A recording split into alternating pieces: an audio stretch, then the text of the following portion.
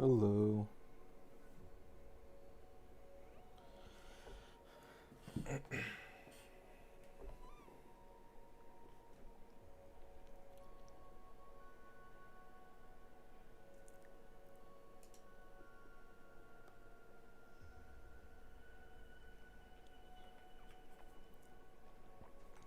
All good, Hakus.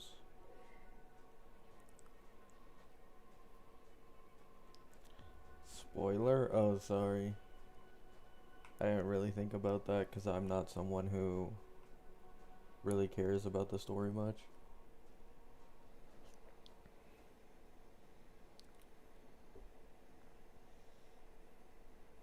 About Ren, if you think about it, Saridra's duplication is working as intended. No, Saridra's not the problem.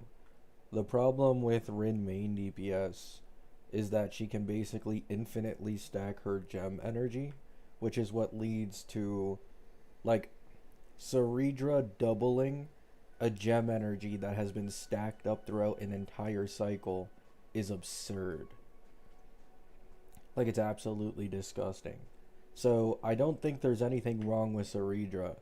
It's more so that I don't think they thought about putting Rin with Saridra, which means they're probably going to put a cap on the gem energy now, is probably what's going to happen with Rin. So her damage as a sub DPS for Archer won't be changed. She'll probably still be able to be ran as main DPS to some extent, but it's just not like, you know, 10 million damage nukes that get duplicated twice anymore, you know?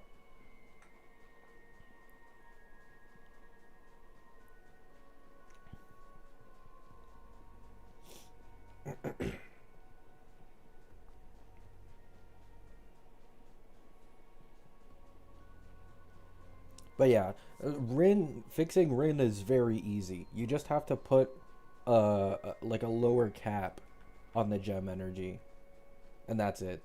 Like she can still hit for millions with it, just not tens of millions, you know? And like nearing the 10 million mark, and then it gets duplicated.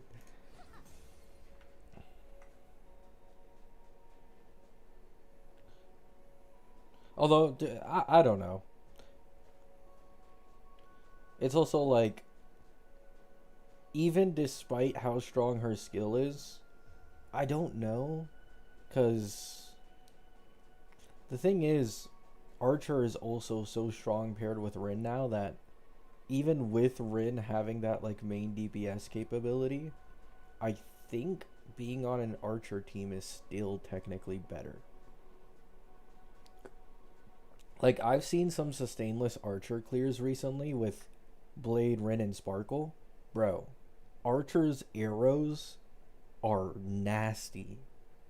Like he's getting buffed so much, and there's zero downtime on 5 arrows per turn now. Like he does so much damage.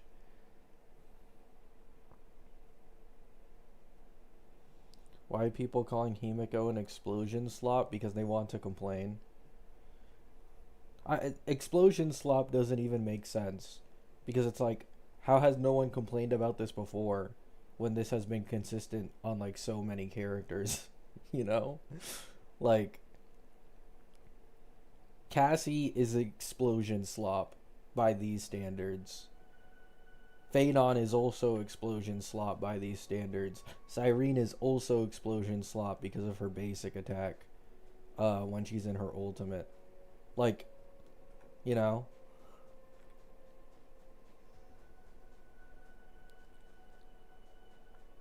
I do get what people are trying to get at, though. I do get it.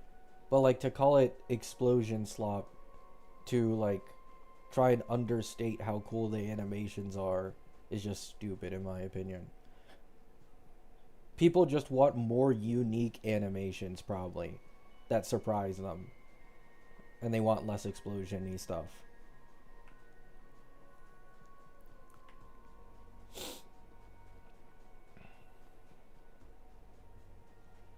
There is a cap, it's 99. No, I know there's a cap, but I'm saying they need to lower it more.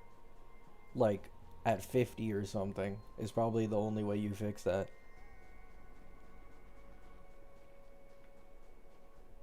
True, uni, true.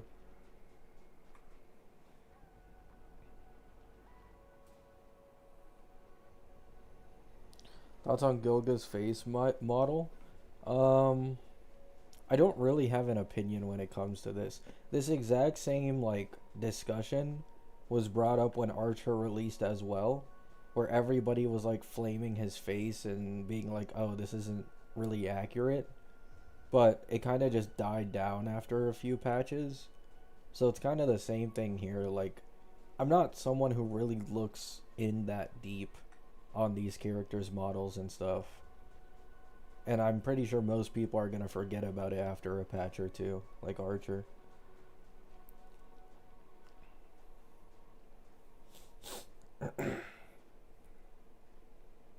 Yeah, Bronte, it just stacks so high.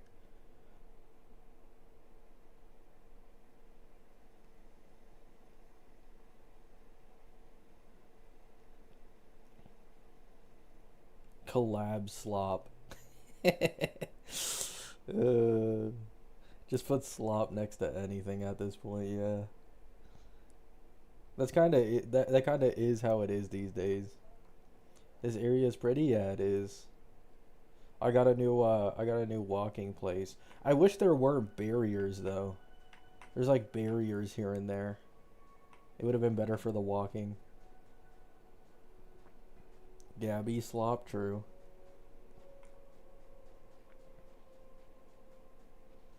Monorem is just stuff blowing up. Yeah, exactly. Like a lot of teams these days just have explosions and stuff.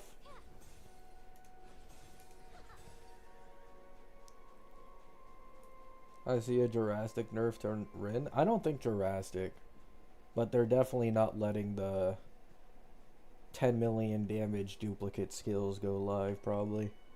Like I legit watched the new Himiko boss get one shot on both phases in a 0 cycle. Like bro, the new Himiko boss you just instantly deleted. You see the HP bar go from 100% to 0. And then the second phase, same thing because it's duplicated by Saridra.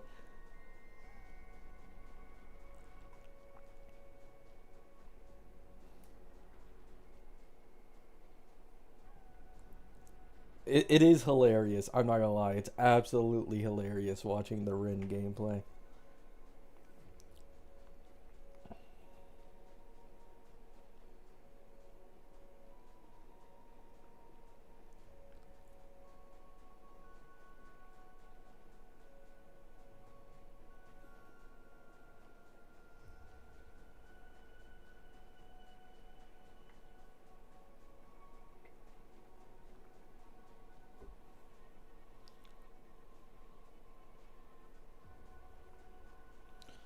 In general, this may explain why leakers say Himiko won't get after sales. They mean AE after sales, meant to sell her E2. Is Himiko good? I'm gonna be completely honest. I have not been paying attention to Himiko. I've only paid attention to the collab characters. So, like, I'm seeing people call Himiko possibly the most broken DPS in the game, and like a low cost cheater, and an E2 merchant. Sounds very similar to Phanon, I'm not gonna lie. Like the consensus around Phanon when he released.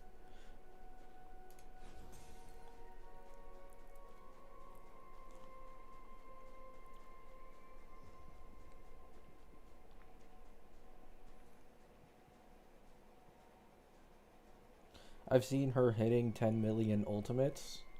Jeez.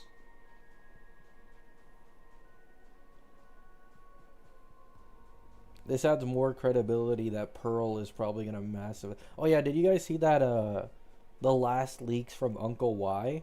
I may have been correct. I may have been. An Elation Sustain, who is a speed buffer. That's what Uncle Y said Pearl was. Silverwolf upscale.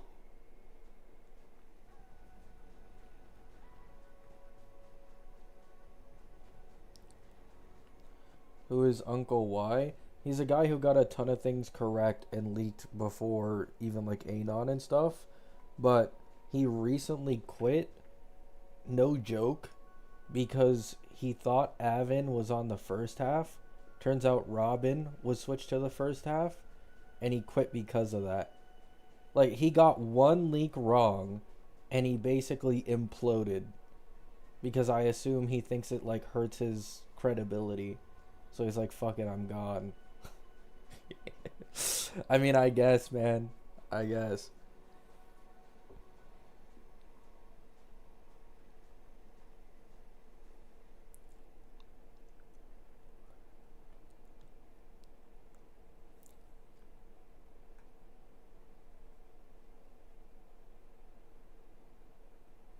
He got high standards? Yeah. It's insane.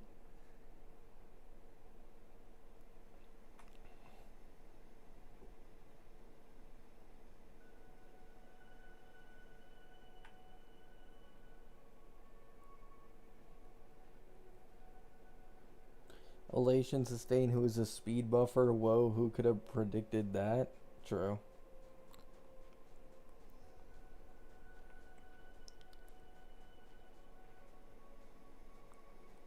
Yeah. I've also seen people saying Sunday isn't really needed for Himiko. And apparently Welt is more important. And that Armsy is actually better than Sunday. That Sunday Nova is gonna have to do some work, man. Like, some good work.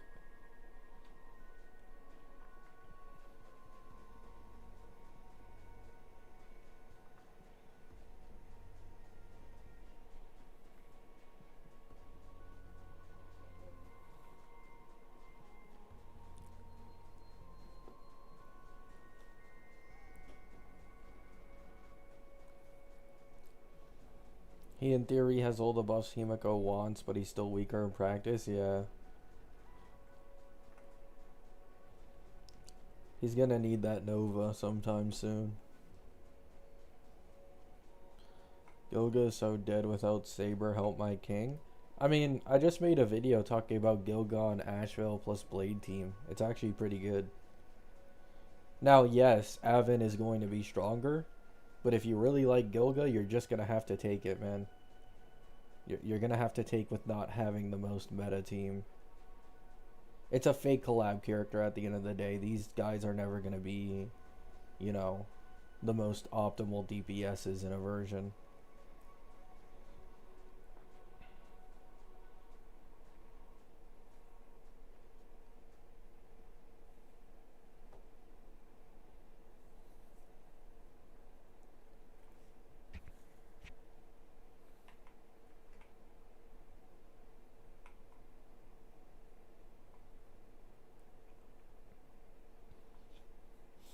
M-Blade the new Trebi. I mean, it's not just that, but like, unironically, M-Blade and Ashvale have good vertical investments for Gilga. Like, this isn't a case of, oh, he's getting wheelchaired and there's no synergy. Gilga actually has a decent bit of synergy with the entire follow-up team because he appreciates his allies ulting and attacking frequently. However, not only this, he as a character has crit damage and attack buffs, and then his E1 gives the team 30% defense shred and regenerates 60 energy for himself every time he takes a turn, making his ults more consistent as well. Like, he has serious synergy. It's not like indirect or like mid. Like, it's actually good. It's really good. And then E1 Ashevale is strong, S1 Ashevale is strong, E1 Blade is strong, E2 Blade is quite strong on a Gilga team because it turns ult damage into considered as like Fua damage, which means he now not only gets the extra damage bonus from Blade, but he also gets the Fua buffs from Ashevale, who is also on the team. So it double dips, and his ult becomes immensely stronger. Like, it's actually a good team, which is crazy. I thought it would be like a pure wheelchair myself when I was first looking at it. But when I actually started reading the kit a bit more and seeing like synergies in his E1, I realized like, wow, this actually, like, everybody's providing something.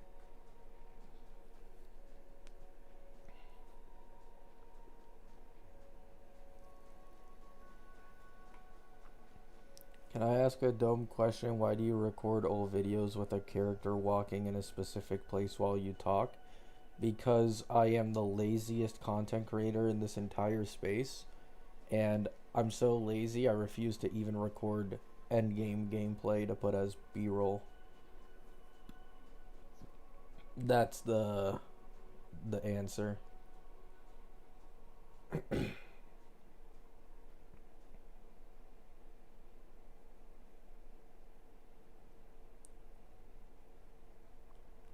You think Gilga E1 is gonna get nerfed? It's so much better than any other collab character dupe. It could, but I'm biased. I just don't want it to go. I don't even want to think about them changing the E1 and making it worse, or like moving it somewhere else. I'm gonna assume the E1 stays. I'm gonna assume that personally. Because at the end of the day, he's a free character. They do want to bait them into getting the E1. It's like Archer. Archer's E1 pre Nova Sparkle did have a lot more value than it has today at that time. So I do think it's possible that E1 Gilga can make it if E1 Archer was also bait. Yeah, because like, I, it's especially broken in the Ash and Blade team because going from seven. Okay, for those who don't know how defense shred works, it gets stronger the later you go. At 70% defense shred, which is Blade plus Ash Veil, it's about a 60% overall damage increase. But adding another 30% to hit 100 makes it 115%. Like, it's disgusting. It nearly doubles the buff from defense shred by just adding 30 more percent. And then he also gets his ult more often, so he does damage more often.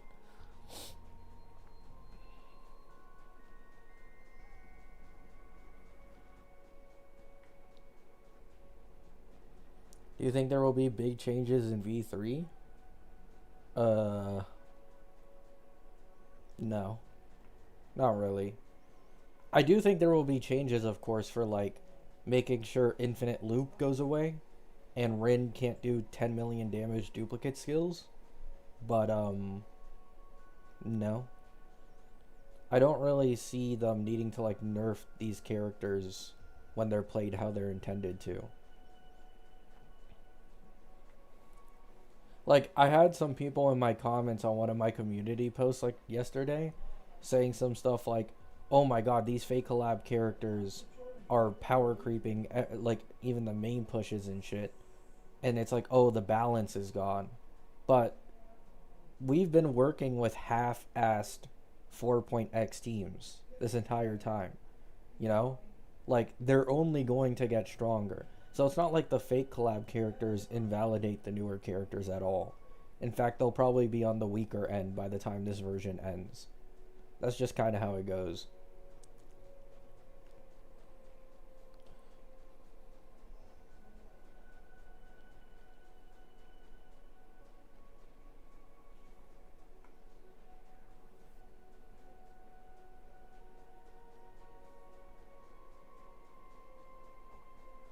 Yeah, exactly, Verly. Like, everybody glazed Archer to the high heavens because on release he could do one cost clears against MOC. You know? And everybody was like, "Oh, Archer's better than Cassie. Archer's better than Phanon. Archer's better than all these other characters because he can get these low cost sustainless zero cycles." But, like, in the end, Archer ended up needing Nova Sparkle to keep up with the Chrysos heirs after they got Cyrene and after they got more buffs. So, like, the same thing would happen here. I don't think they're game breaking at all. Quite good. Oh yeah, the agenda that Saber was stronger than Phanon, no matter what investment Phanon was at, was also funny.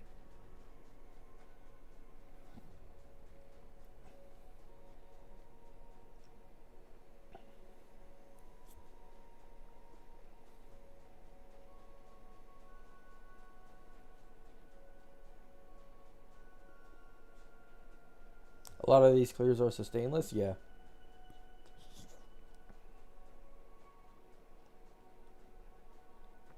Saber still needs a third slot though. Yeah, that's probably going to be the third part of the Fate collab, I'm not going to lie. Either Sunday Nova or third part of Fate collab.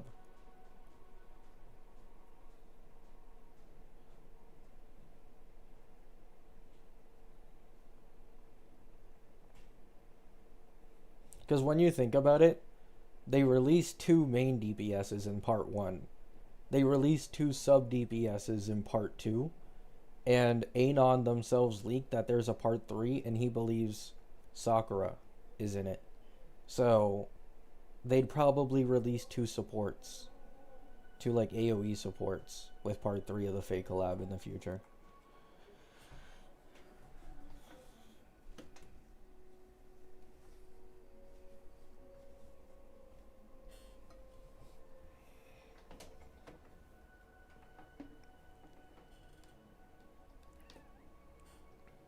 Fate Part 3 will be a new team?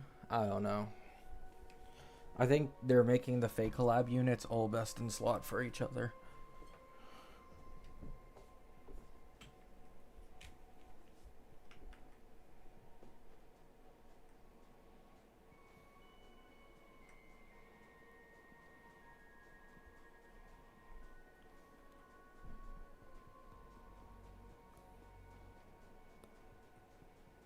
Yeah. Majority of people want Gil in a hyper DPS team is understandable considering his personality. I get that. But like I don't think genuinely I think Gil is fine. Like him being able to do the Ashvale Emblade team and also play with Saber, I think that's enough. I understand people's sentiment, but they want to sell Saber somehow, you know? They at least want to get something out of it.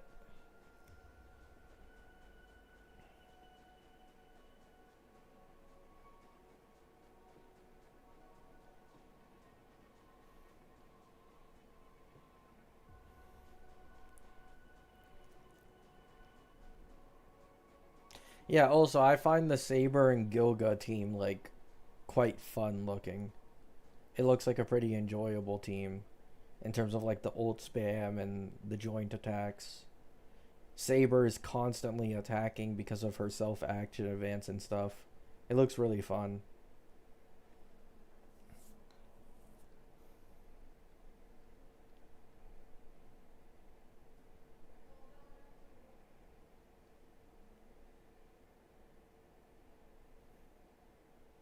Saber best gameplay of 3.x. I mean, I wouldn't go that far. I do think she now has the best gameplay with Gilga. Because it's a lot more frequent.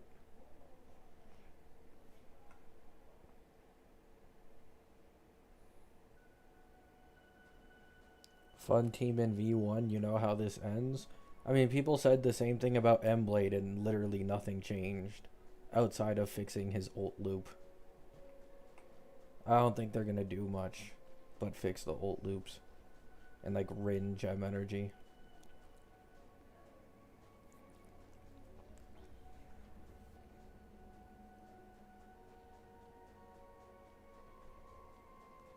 Like people really over exaggerate. Like, oh, there's this infinite ult loop with my character, they're about to get butchered. It doesn't really work like that. Like, yeah, that kind of never happens, I'm not gonna lie.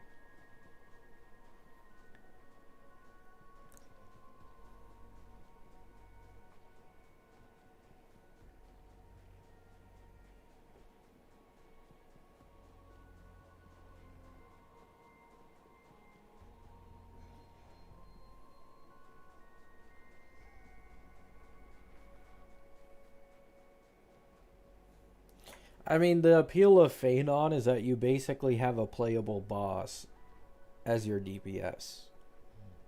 So it just depends. If you're someone who is looking for in-depth gameplay, Phanon is probably... Okay, Phanon or My Day. are probably some of the worst characters in the entire game.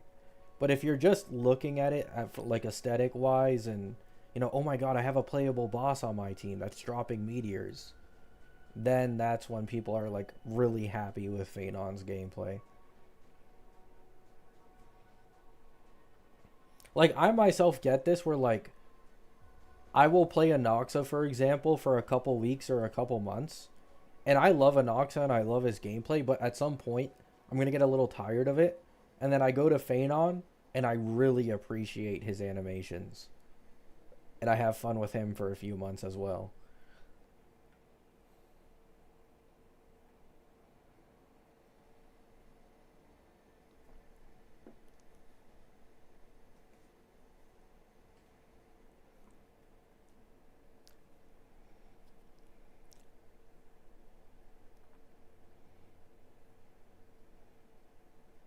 Now we have a Gundam thanks to Himiko SP. Yeah, her animations are fucking crazy, dude. That ult animation especially. Himiko is like, I'm not gonna lie, she's basically a follow-up character. That's what she just feels like. She feels so much like a follow-up character, just with extravagant animations.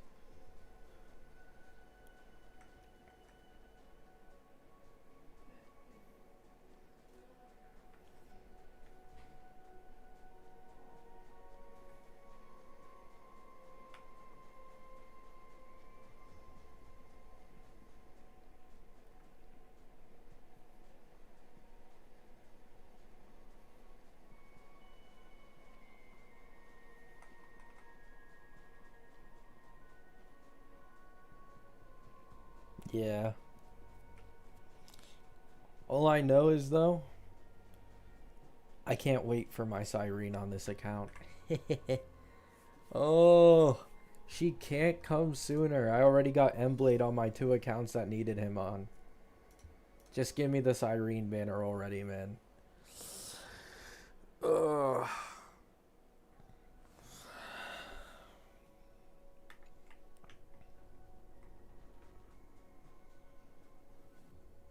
E2 Cyrene, no. I'm gonna go for E0S1. I don't have enough pools for E2.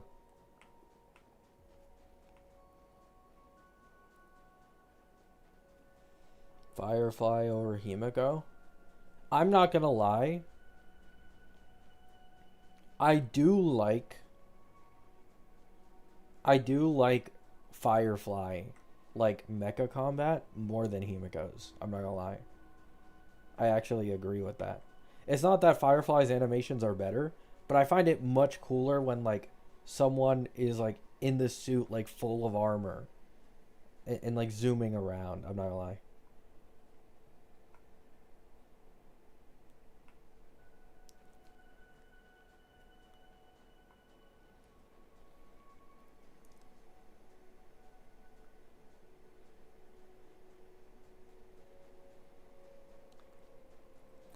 You get it? Yeah, yeah, yeah.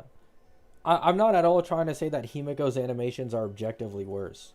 But personally, I like Firefly's type of mecha combat more.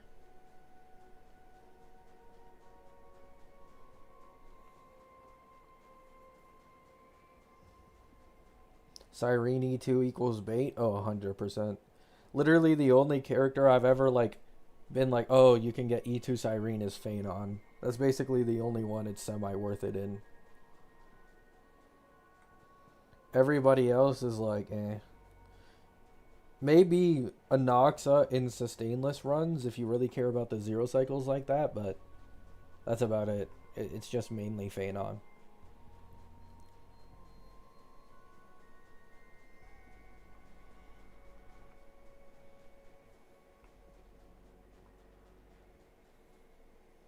I can also finally start working on a third team after I get Cyrene and Rin on this account as well. Thank God. Bro, I have been playing Archer and Anoxa since the creation of this account. I wish I was trolling. These are the only 2 main DPSs I've had on this account for the last year. Because I've been vertically investing like insane amounts into Anoxa's team. Like, Once I get Cyrene and once I get Rin, I am moving the fuck on, man. I am moving on. I have Yao Guang on this account, right? Yeah, I might get Nihilux if she's a main DPS then.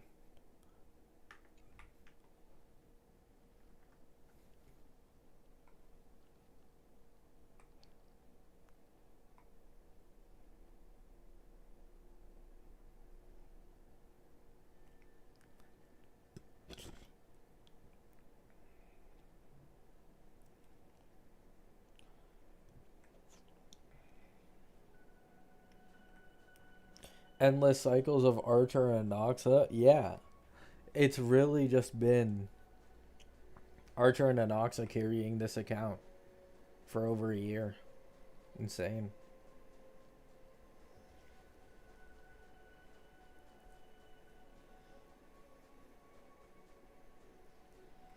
Emblade or Triby, who's better? Emblade.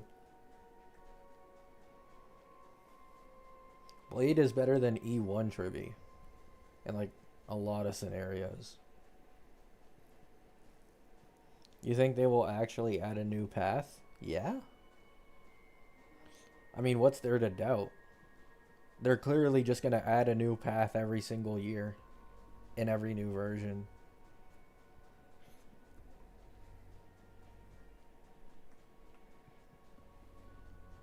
I don't know.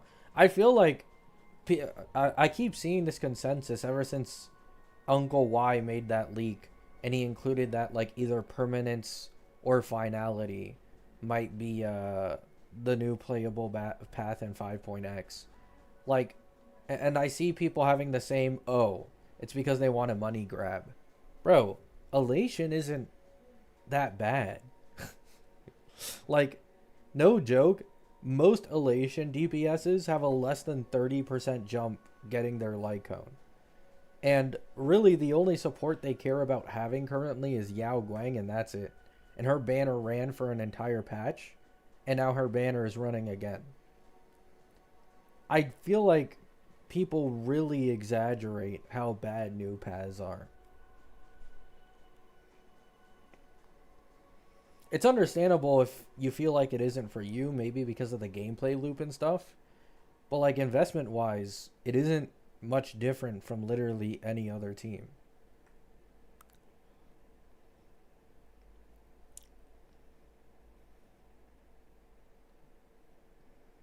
Yeah, like Elation, at least so far, hasn't broken the ceiling. I will say, I will always hold this opinion.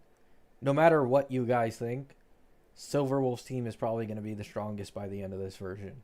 It doesn't matter, in my opinion. It's just going to happen. And there's nothing that any of us can do about it. They are going to release a last final piece DLC for a Silverwolf team, and it's going to be absolutely disgusting. And the team is just going to skyrocket out of nowhere, and people are going to be like, oh, the shilling, the Silverwolf favoritism, right? But like other teams will still be viable, you know, other teams will still be good.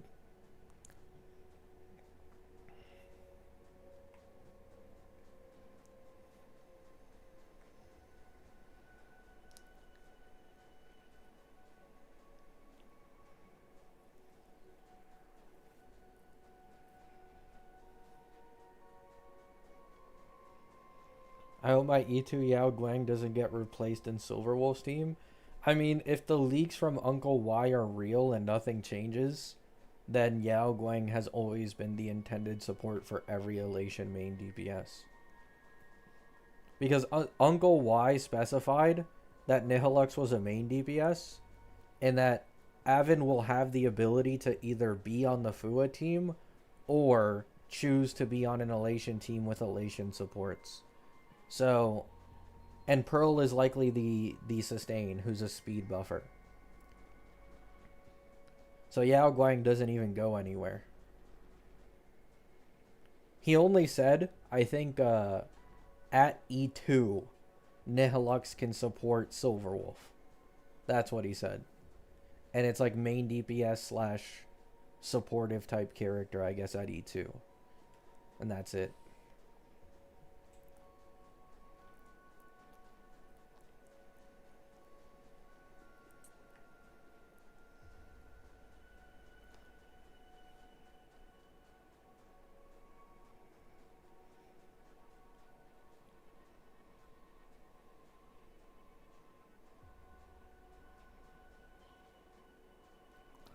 People like to pretend that it's mandatory to pull the flagship team when that's never been the case. Exactly. In fact, flagship teams usually end up being the most overly expensive. Like, there is usually a reward behind it, but like, look at Cassie, for example. Yes, she technically has the strongest team in the game once you go into enough verticals, but like, we're talking whale levels of investment, you know? And then her team, like, they shilled her team so hard to fix every single flaw that she had that now the core part of her team can get rid of her and perform the exact same. You know what I'm saying? Like,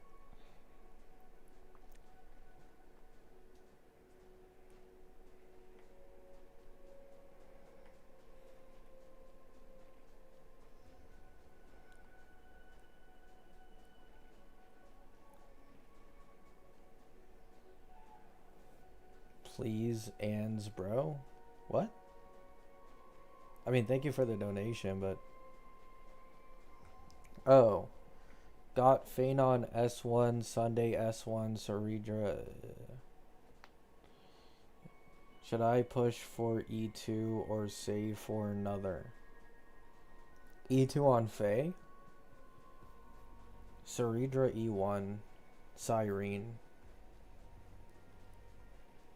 save for another. It would only cost you 2 costs to get E2 Faye with a Saridra Cyrene team. And your Saridra E1. I'm not gonna lie. I'd invest into Phenon. I'd invest into Phenon. Now, here's my reasoning. I do think that a lot of the newer teams, when they get their full best in slots, may even still be stronger than your Phenon. But Nova Flares exist. So some of these teams from 4.x may be stronger than your Phenon to some extent, but one, with your amount of investment in an E2 Phenon, you'd be clearing endgame content with no issues anyways. And then secondly, probably half a year to a year from now, Phenon will get buffed and then Phenon will be stronger than every single character in this version. So it doesn't really matter in the end. So because of the existence of Nova Flares, investing in Phenon I think is perfectly viable. I think that's definitely a good play.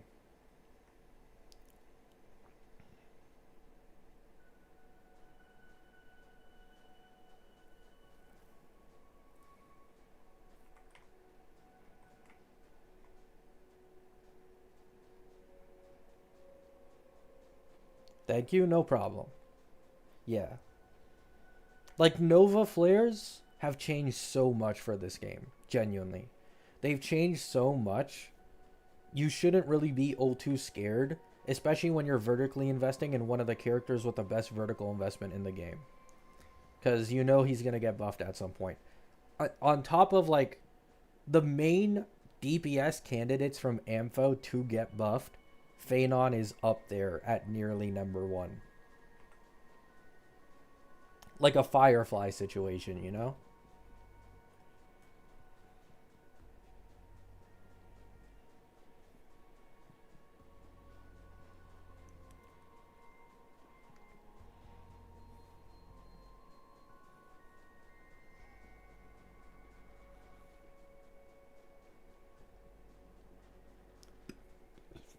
Considering pulling for E2 Faye, but the chance of them doing the free Lycone for 200 pulls is holding me back. Why do you think this patch has 2 E2 merchants, the core support for Elation, and M-Blade, who's the best generalist in the game currently? They 100% are trying to bait people to waste pulls so that they don't have 200 for the free Lycone on 4.4. Like, it could not be more obvious. The specific selection of every banner in this patch are all characters who are either incredibly meta or have incredibly strong E2s that are sought after. Like, this, it was 100% planned.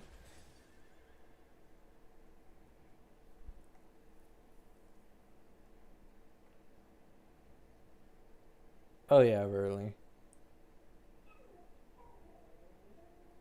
Notice, by the way, how the two E2 merchants are on the second half instead of the first half as well. This way they're closer to 4.4. So if you like get unlucky trying to get the E2s and you have to use up all your pulls, there's nothing you can do about it anymore. You have to spend money in 4.4 to make up for it if you want to get the like 200 pull Lycone.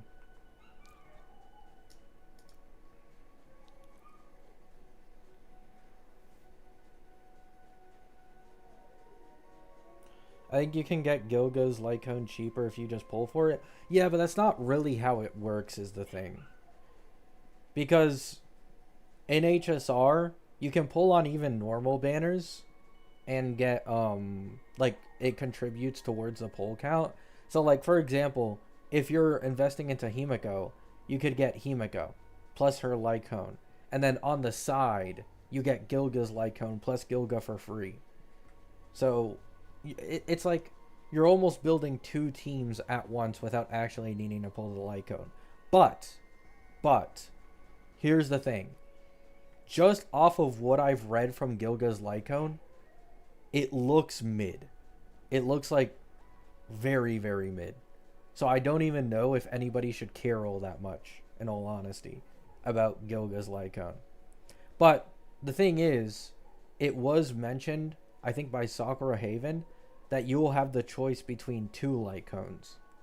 So that could change things. Because I have seen that Rin's Lycone is apparently actually quite decent for her.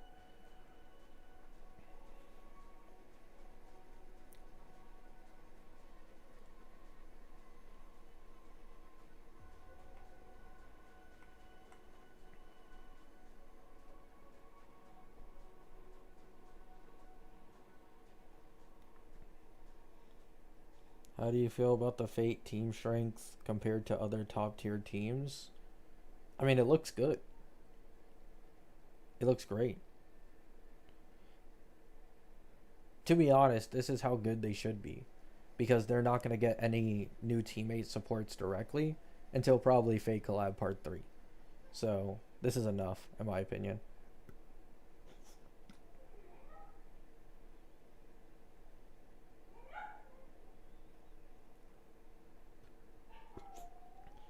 What about Himiko LC? Is it good? Not sure. I haven't looked into Himiko that much. Not gonna lie.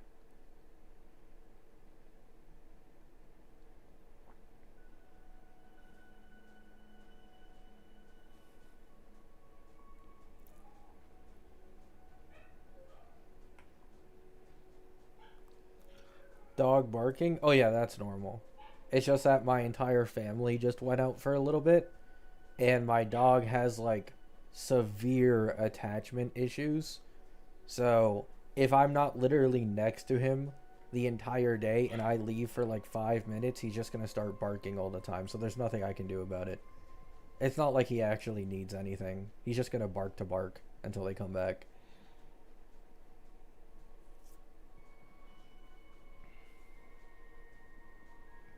It's because my family spoils him rotten.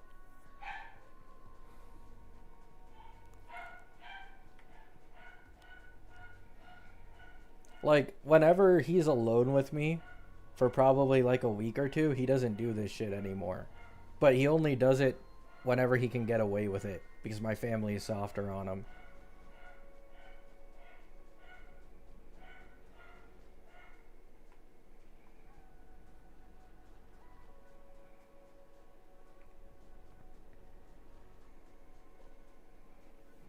My dog just bites me for fun. I used to have a German shepherd that did that as well when I was a kid. What breed is it? Shih Tzu. Himiko's LC is the most broken one in the game.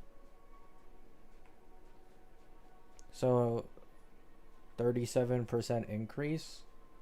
So she's basically just Phanon. Okay. Main push, E2 merchant, huge Lycone jump. can use free-to-play supports. Is this not literally just Phanon?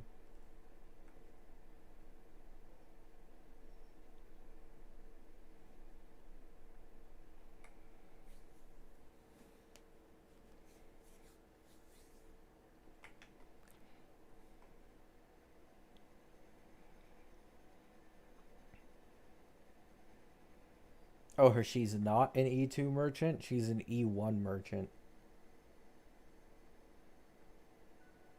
Oh. I mean, E1 merchant is better than E2 merchant. It's cheaper. No complaints. They'll buff E2? I mean, yeah, it is just V1. Good point. I'm talking about these characters as if it's fucking V5.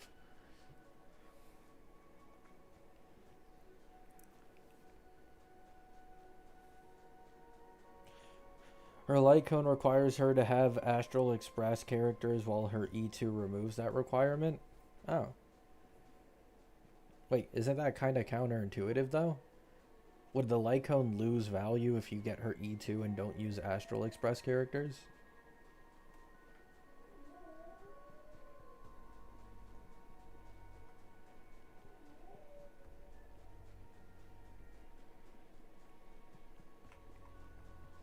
Thoughts on new weekly boss? There's a new weekly boss?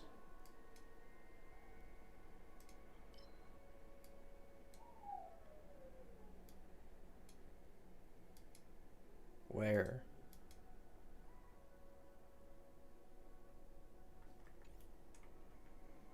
Oh, in 4.4.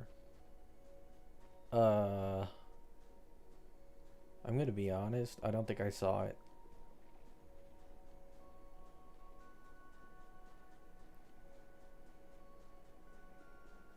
Yeah, I haven't seen that boss, now that I think about it.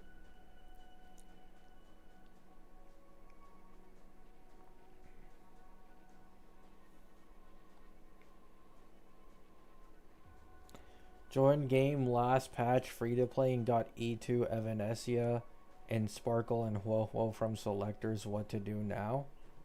Yao Guang. You probably want to try and get Yao Guang for your Evanesia.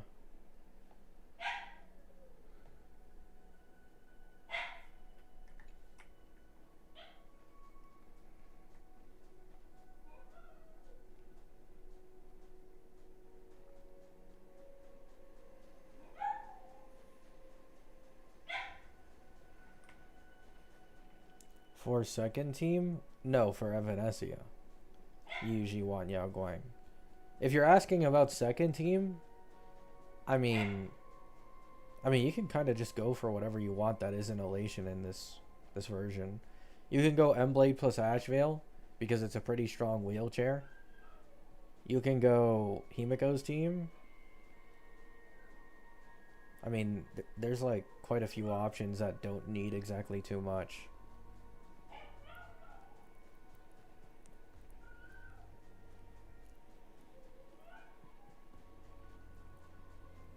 Yeah, you could do Archer, I guess. If you choose Archer for free, and because you have Sparkle on your account, you pull Rin, and you're basically done.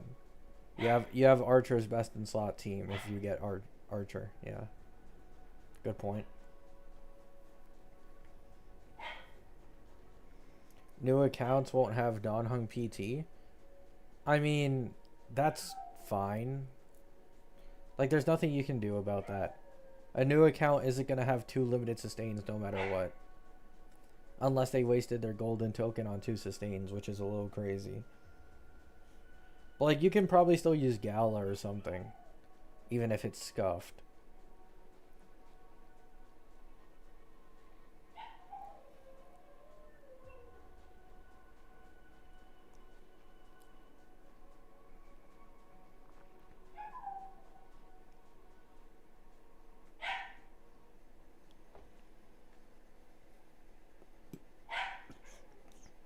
Will Saber be able to use the Phanon set with the new guild team? Saber has already been using the Phanon set, no? Like, that's already been a thing that she can use that set.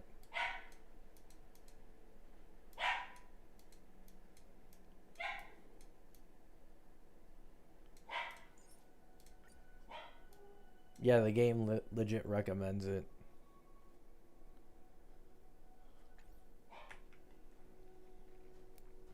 It's different now. She's not using it. It's now Eagle.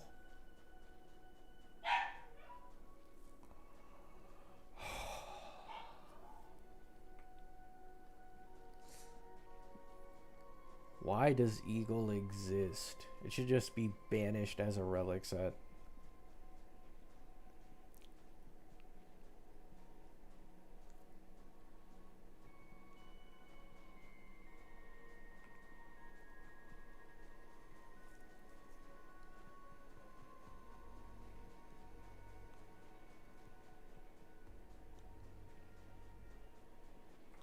Old paths go back to Eagle set? Yeah. Don't say that to the goat of relics. No, yeah. It makes sense. It makes sense. It makes sense why Wave Strider wouldn't be used anymore. It's just that I feel like Eagle is at the scene of the crime so often.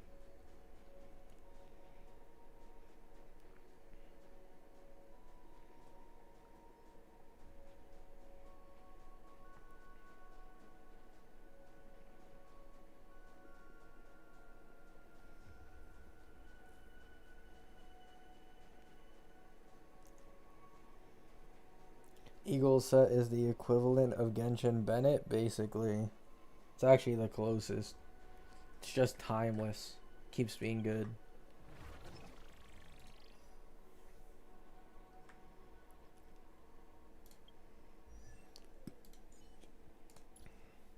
What do I do with this Tribby? She's like, she's so useless on my account, man. Fuck. For those who don't know the lore why I got this Tribby, I was confident Saridra would be ass because I had absolutely zero clue that Cyrene would be like the shield Chrysos air support that she is. Keep in mind, pre-Cyrene, Saridra's like 10% better than Robin. It's actually depressing. So I'm like, oh, Saridra, I don't need to get her. I'm going to keep running Sunday. And then the best AoE support for Anoxa at the time was Tribby E1. And it was really useful for Perfection as well. So I got Tribby. And, yeah, you know, time flies by. So then I put Tribby on my Archer team with Nova Sparkle, and now Archer has Rin. So, yeah. There's nowhere to put my Tribby anymore. Hello, Claire. I mean, I guess just for a funny video, when I get Cyrene, and because Tribby counts as a Chrysos heir so it works, I can probably do a sustainless E6 Anoxa, E2 Saridra, E0 S1 Cyrene, E1 Tribby comp. It'd be a little funny, because the damage is going to be astronomically high.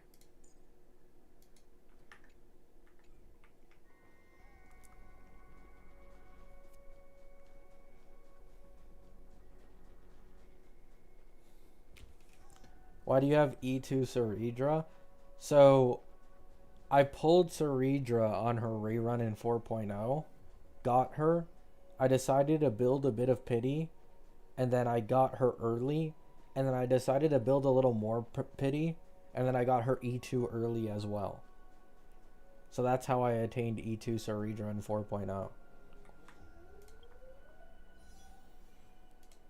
It's probably somewhere here.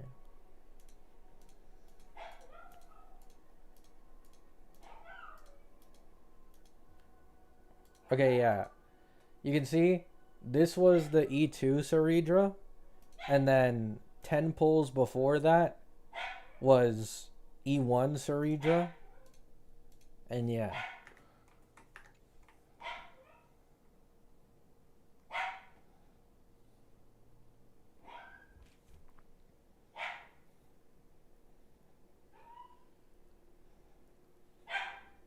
Don't worry, guys. This E2 is gonna pay off massively once Saridra gets Nova. It's gonna pay off massively.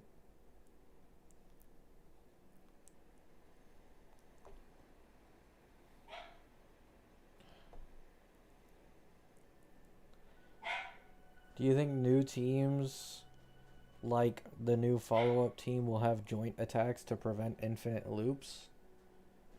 I think joint attacks are kind of unique. I don't really know if they're gonna go all out on that.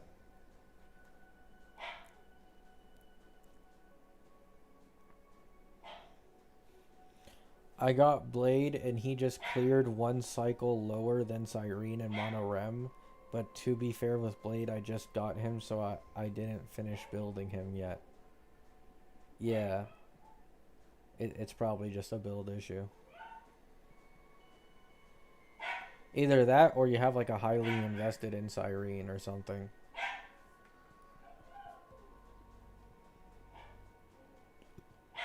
Because they should basically perform the same.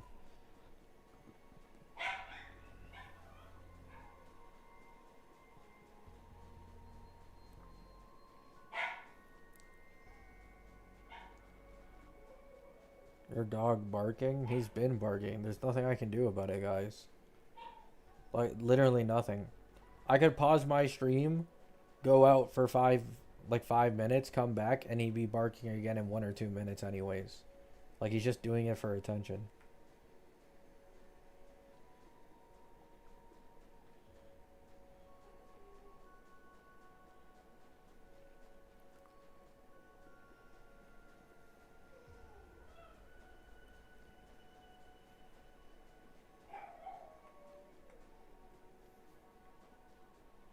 Typical animal behavior, yeah.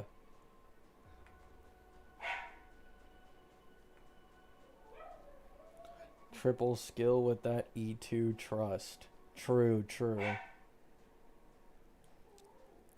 Bro, this Cyrene buff is about to go nasty. Oh my god, it's gonna go so nasty. I was looking at the Cyrene and like I got my comp and I put it on Fribbles and then I replaced RMC with E0S1 Cyrene. On Anoxa double skills, it's nearly double the damage. Like my Anoxa double skills with this team already do like 1 milli plus. They should do double that with Cyrene on double skills, or nearly double. And then also Saridra's buff allows me to double skill more often as well. There's so much QOL in Anoxa's buff. It's gonna be so nice.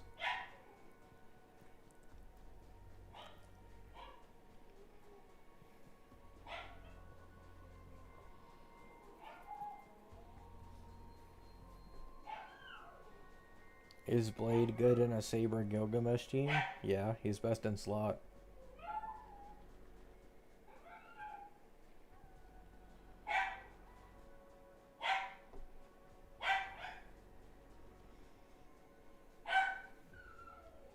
What buff are we talking about? It's just me getting Cyrene for Anoxa. Cyrene should massively buff my Anoxa.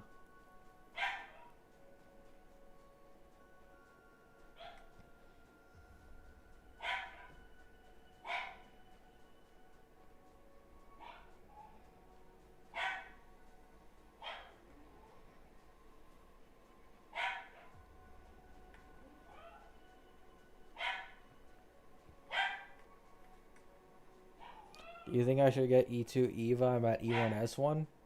Yeah. I remember seeing that her E2 is basically just as good as her E1. So there's no reason not to. It's pretty good value.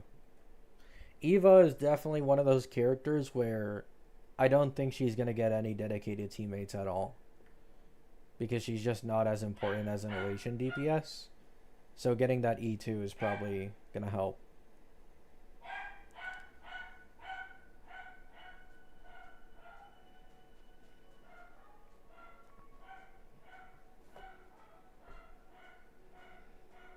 would say to get Yao E1 before Eva E2? I don't think so. I'm not gonna lie. I'm pretty sure Eva E2 is bigger.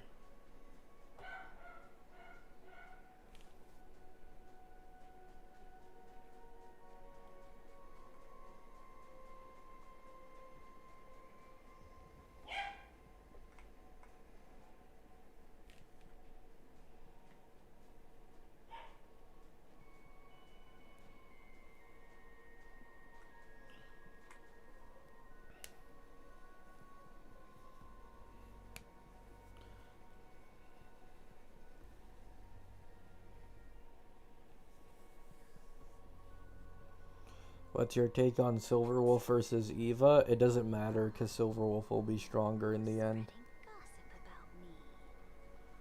That's why I haven't made a single video talking about Eva versus Silverwolf because it just doesn't matter how good Eva currently looks in comparison when Eva is probably not going to get any supports for her while Silverwolf will. Like, for example, if Uncle Y's last batch of leaks are real and they're pretty accurate, the next Elation teammate is likely going to be a speed buffer. That is so much stronger for Silverwolf than it is for Evanesia. Like, it is noticeably stronger in terms of synergy because of Silverwolf being speed scaling. So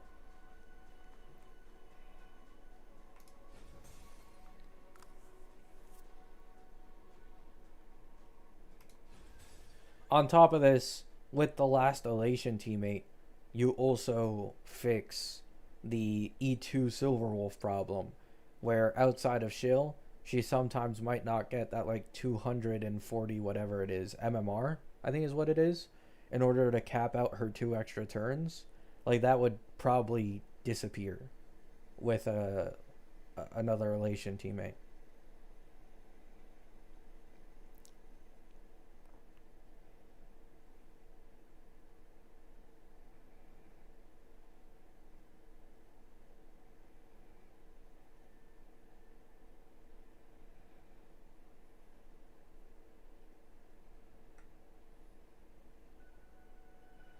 Speed buffing sustain sounds really good in general.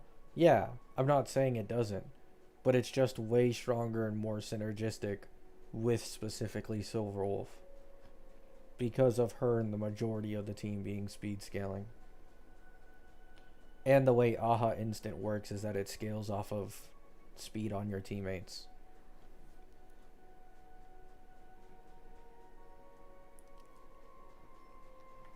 Which is like, yeah, it would be a buff to Evanesia as well, but it just wouldn't be anywhere near on the same level as it is a buff to Silverwolf.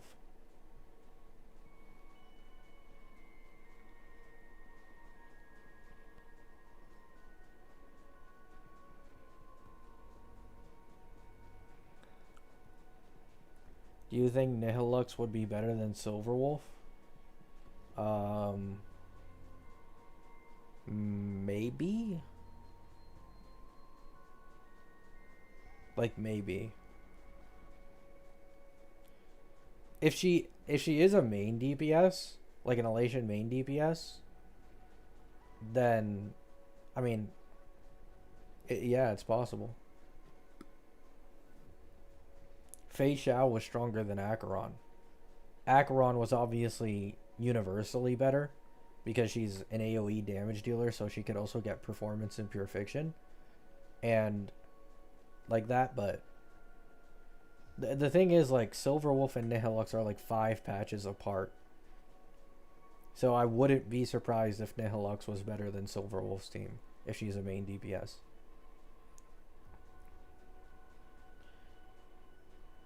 I think the most likely scenario, though, is they're probably even. And they might have advantages over each other or something. Is my best guess. I think they'll probably be, like, even. With one maybe being slightly stronger overall. The Annie character tax is hefty. Like, even with a 5-patch difference, just Silverwolf benefiting more from getting more shield might be able to keep her even with, like, Nihilux.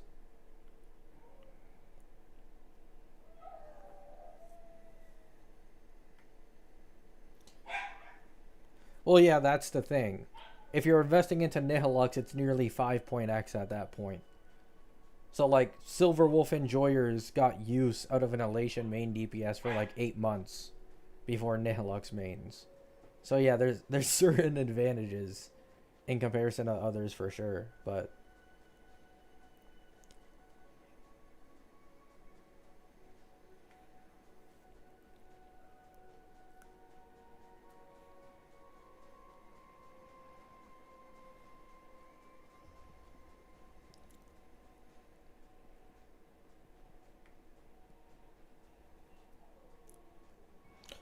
I already pulled Rappa. I'm not falling for this shit again.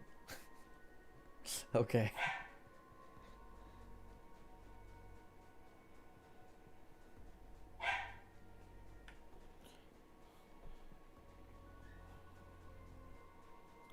People mainly ignore that part of how long the wait is. Yeah, exactly. Like this is why I didn't like okay, if Cyrene released at the beginning of the version, it would have made her value a lot better. But because Cyrene was released at nearly the end of the version, she's aged not that well, you know? And it's the same thing here. It's like, yes, you can pull Nihilux and get, let's say, the strongest Elation team in the game, and then 2 patches later, 1 patch later, you're in 5.x. It's a new ceiling. Characters are way stronger than before, you know?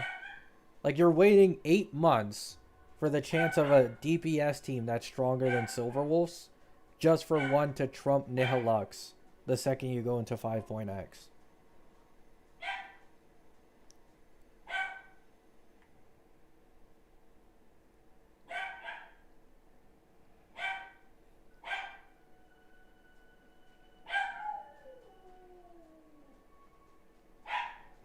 Doggy is not okay, he's fine. Holy.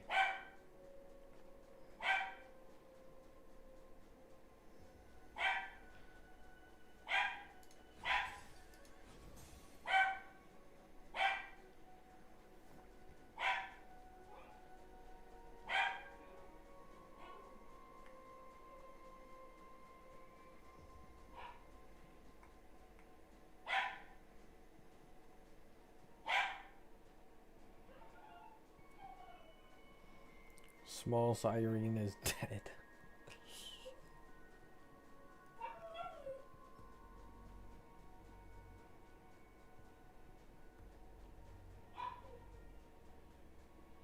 Gacha characters are a subscription for endgame. You get the newest shill path at release and you will get the most out of it. Yeah, basically. Which is why it's just like, once again, like, if you want to play the I want to get the strongest team in the version thing, you technically use this logic and you realize how dumb it is. Because if you wait till the end of the version for the strongest team, then they're already going to be in 5.x, and in 5.x there's going to be a new stronger team in a few patches. Like, just invest early and then upgrade passively. And if you fuck with the team, keep investing more. If you don't fuck with it, just move on. I think it's just how you play.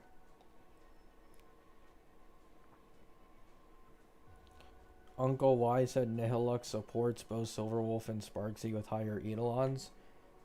No. He said can support at E2.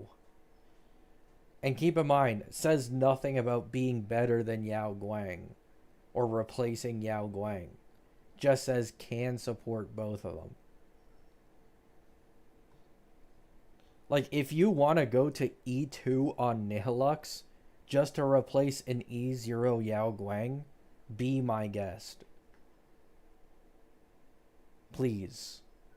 Be my guest if you truly hate Yao Guang that much.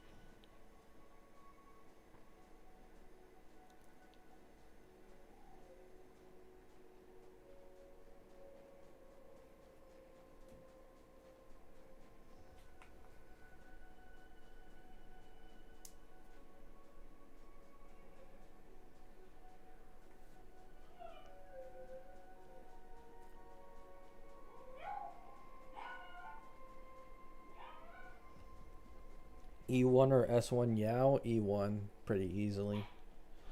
S1 Yao Guang is like, I've been saying this since release. It's bait. Shit's mid. It's like the Gilga LC situation.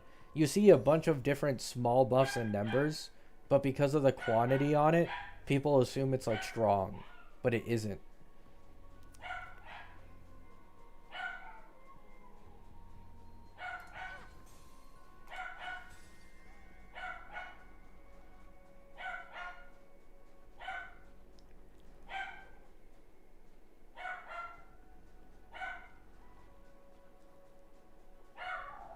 Yeah, I was slandering the big 4.3. It's just like it's so pathetic.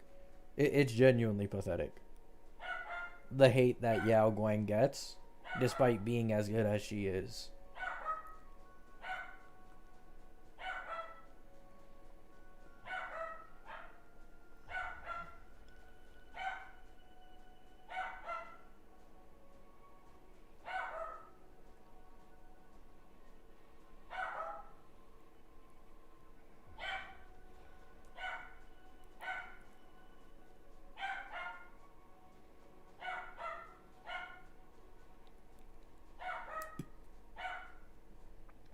Do you think all three units are getting nerfed? I mean, yeah. Not by like super significant amount though. Once they fix Rin's gem energy and they fix Gilga's ult cap, then it'll mostly be fixed.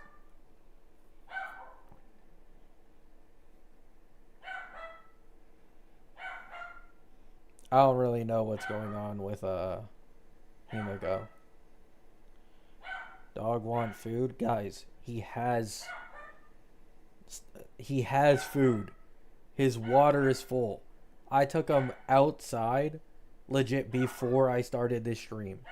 He only yells because my family isn't here right now and he doesn't have someone that he can lay on for hours on end. He's fine. There's nothing wrong. He just barks like this every day.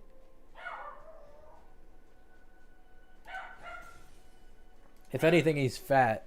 He gets overfed. I always have to tell my family to not give him like our actual own food. But sometimes they just like feed him on the low anyways. Let him in? Brother. Oh my god. Like, if I open my door, he's either going to start barking in my room or he's going to leave in like 5 seconds and then go back to barking outside. And then it's 10 times louder and you guys won't even be able to hear me anymore. Because my door will be open.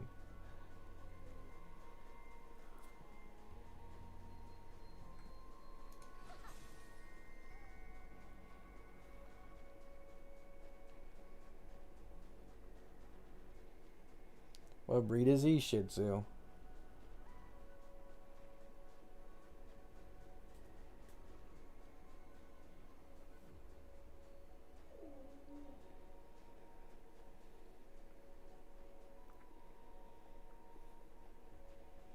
I mean, yeah. Like, I don't know why people are surprised by power creep. Like, I'm going to be honest. I want you guys to keep in mind, right? Cassie, on launch, was weak. Like, the strongest teams in the game, pre-Cassie, were doing, like, 9 million damage. 10 million damage in a 0 cycle. Then Cassie got Hyacine. It went to nearly 14. Then she got Evernight. And it went to like, what, like fucking 21 million? Or maybe a little lower. And then they got Cyrene and it became like 24 million. You know? Like, the peak damage of a team like 2.5x throughout the entire version. From Thirda and Aglaya all the way to full mono Rem Cassie. This isn't too surprising.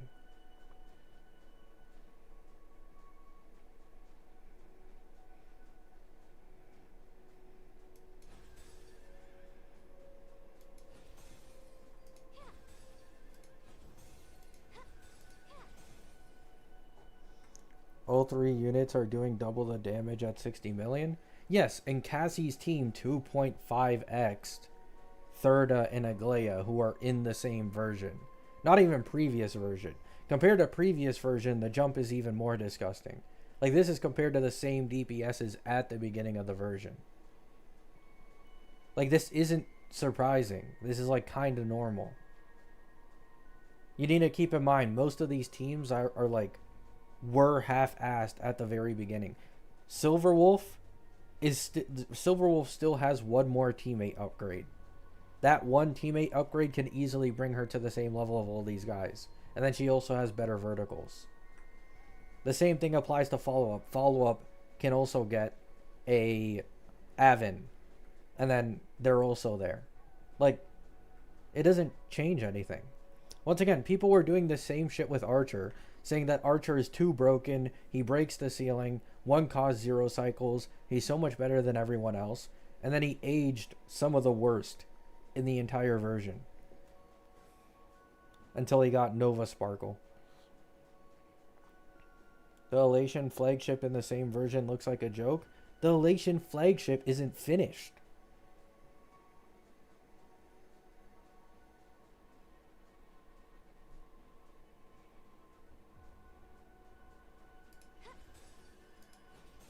Like, you guys are just...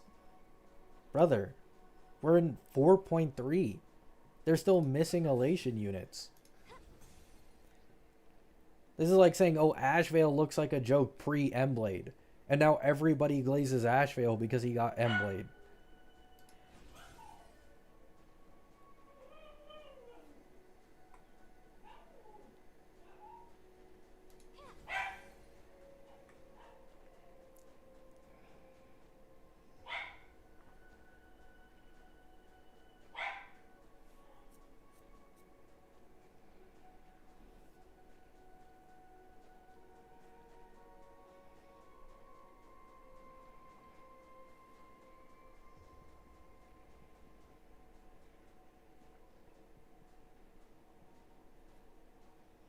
Gilga, Himiko, and Rin are at 60 million. For one, you're probably using Gilga and Saber teams that are not intended currently and are abusing V1 interactions. For one. For two, Rin is the same thing, abusing V1 interactions that are clearly not going to actually make it to live. Three, both of these characters' vertical investments start falling off massively because they are fake collab characters. And 4, Himiko has already been leaked to likely not even get any teammate upgrades, unlike the Elation team.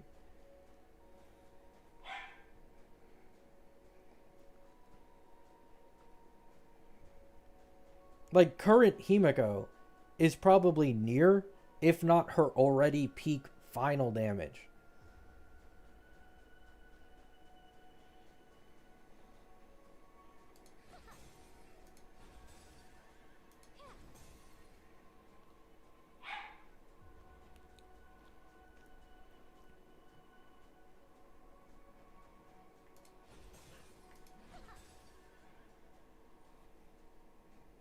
I don't believe that. I mean, that's basically what the leaker said.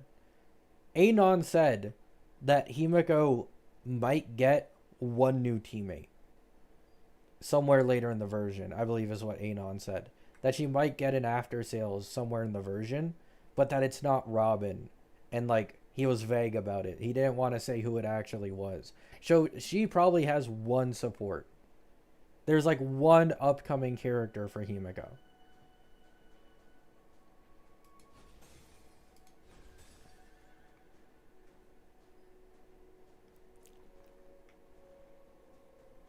And then to top the cherry on top, all of these are probably done with sustainless teams that can't make it past one cycle. Meanwhile, you're comparing it to shit like Mono Rem and Sustainless Fae, who can actually either one, run Sustainless infinitely, or actually work with a sustain and never die no matter how many cycles they take. And then the same thing will apply to Elation eventually.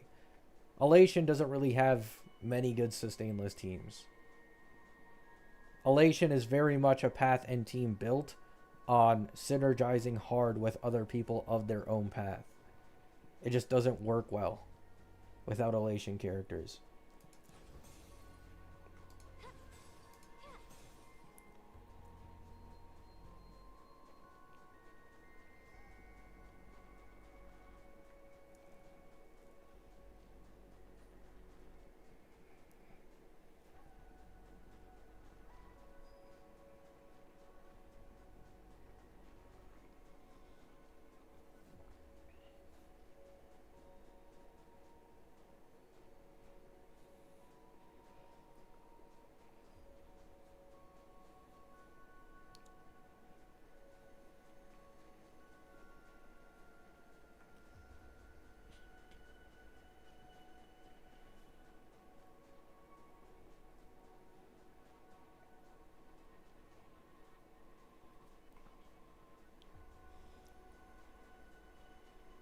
Himiko with sustain is calcing better than E2 Feign on sustainless? Bro. Oh my god. Anoxa in sustainless in version 3, Pre-Saridra and Cyrene calced higher than every single team in the entirety of the game.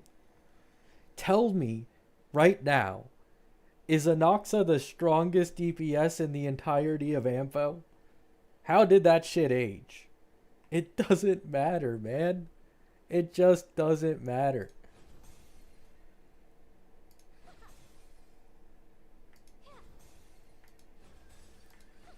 And once again, if they're too strong, they'll obviously be slightly nerfed. Why are you taking V1 as if these characters are finalized when you can very clearly see multiple interactions that aren't intended that are making these characters way stronger than usual?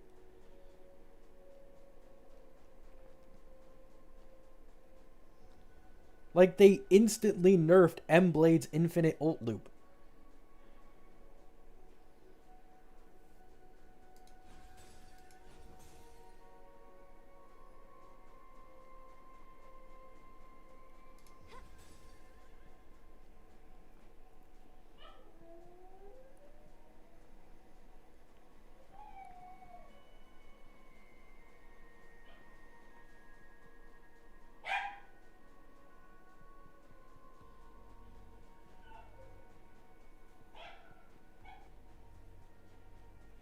People taking V1 seriously is funny. I mean, I swear to God, dude. Like, oh my God. People just do it to themselves. And then when the V1 is nerfed, they'll be like, no, no, Hoyo's so greedy. Why couldn't my favorite character be twice as strong as every other team in the game or have an infinite ult loop? Disgusting company. They butchered this character. They're over. They did this with Ashvale, bro. They literally did this same thing with Ashvale.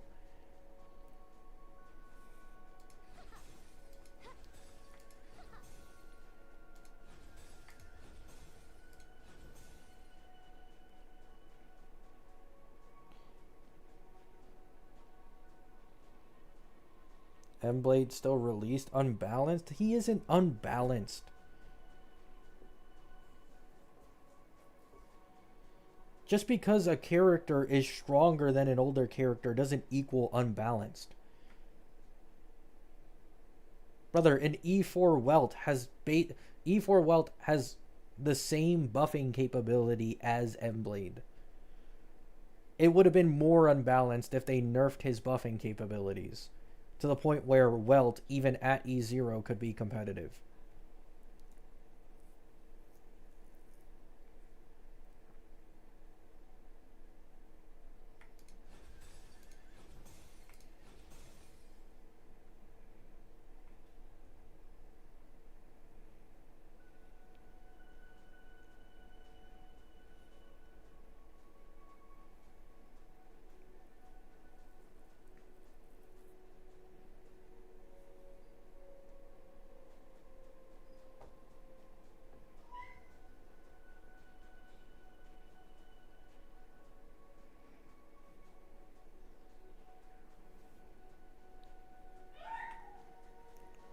Xbox E4 Welt.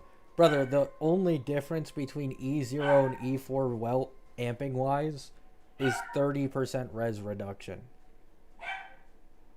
You think 30% res reduction is what turns a character into balanced versus game-changingly broken.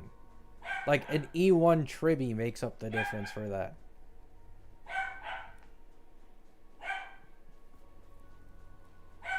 Like, Nova, it's not even just Welt. Nova Sparkle also exists.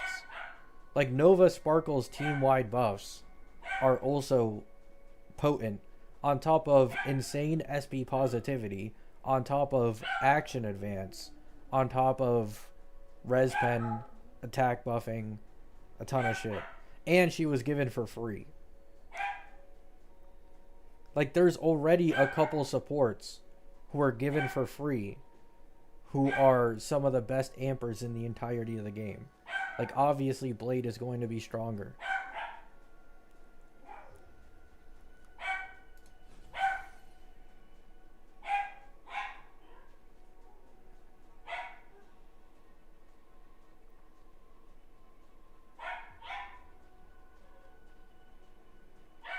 Like, everybody's glazing Blade right now the exact same way people glazed Tribby when she first released.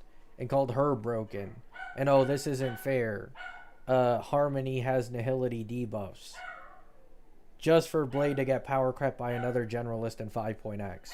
And then people say the 5.x generalist is broken and unbalanced.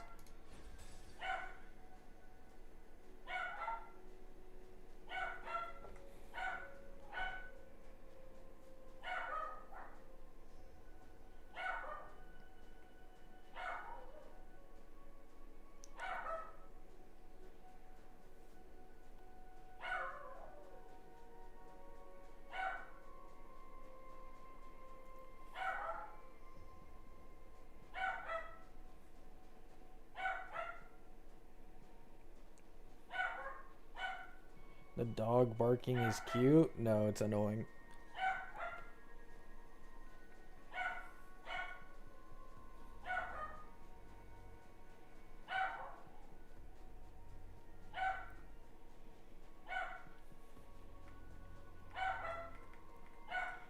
Was the polling event last year only for the first phase? No, it was the entire patch.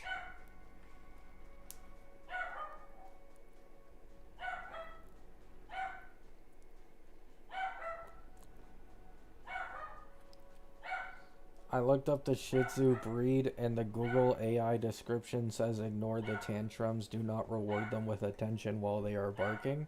No, yeah, exactly. But my family does the opposite.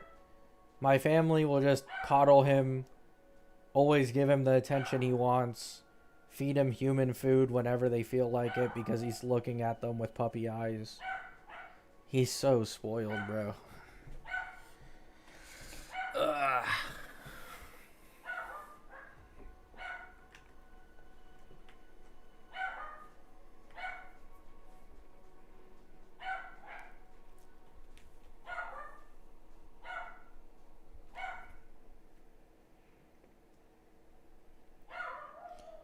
It's impressive dogs can just go on and on like that. Yeah, to be honest, like, I don't even know how they do it, bro. Like, yelling this much for this amount of time, insane.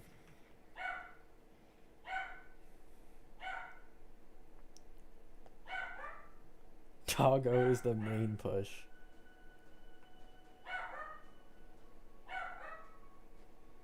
If you hug him, he won't stop? No.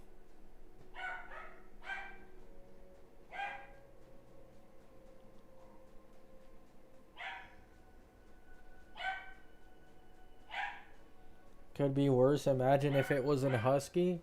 I don't need to imagine, bro. I used to have a husky.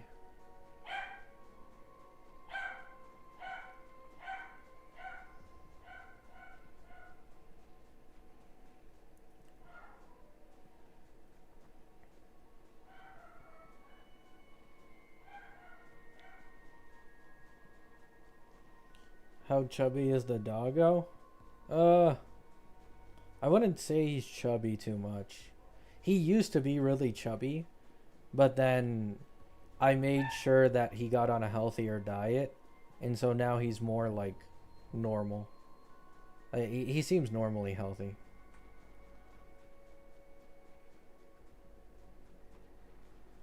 Like, even though my family feeds him human food at times, it used to be much worse until I actually started stressing to stop it, or like to at least minimize it. Like, they used to give him, like, say for example they got full from dinner, they genuinely give him the rest of their plates, and he just fucking eat that shit. He got so big and so fat, it was so unhealthy.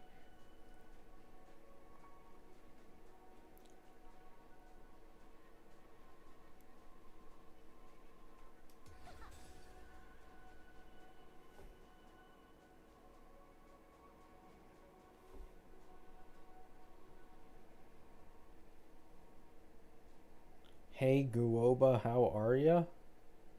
I think you got the wrong guy, not gonna lie.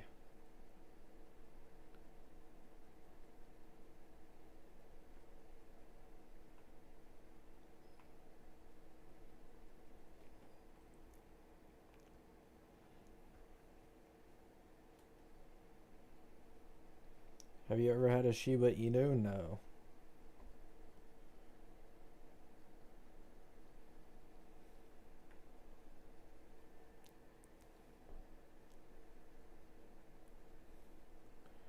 Both of y'all speak similar? Couldn't tell.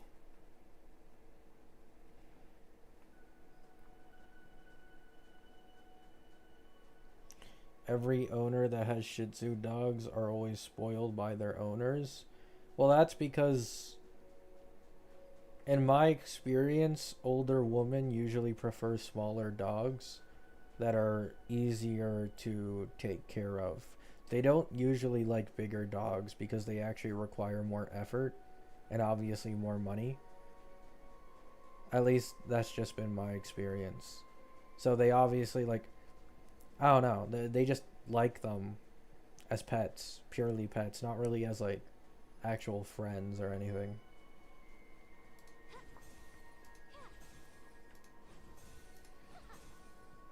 Getting a dog when cats exist. I could never have a cat because my sister was allergic to them.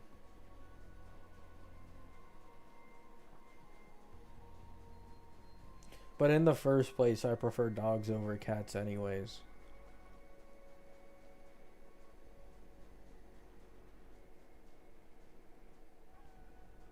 Skill issue, nice.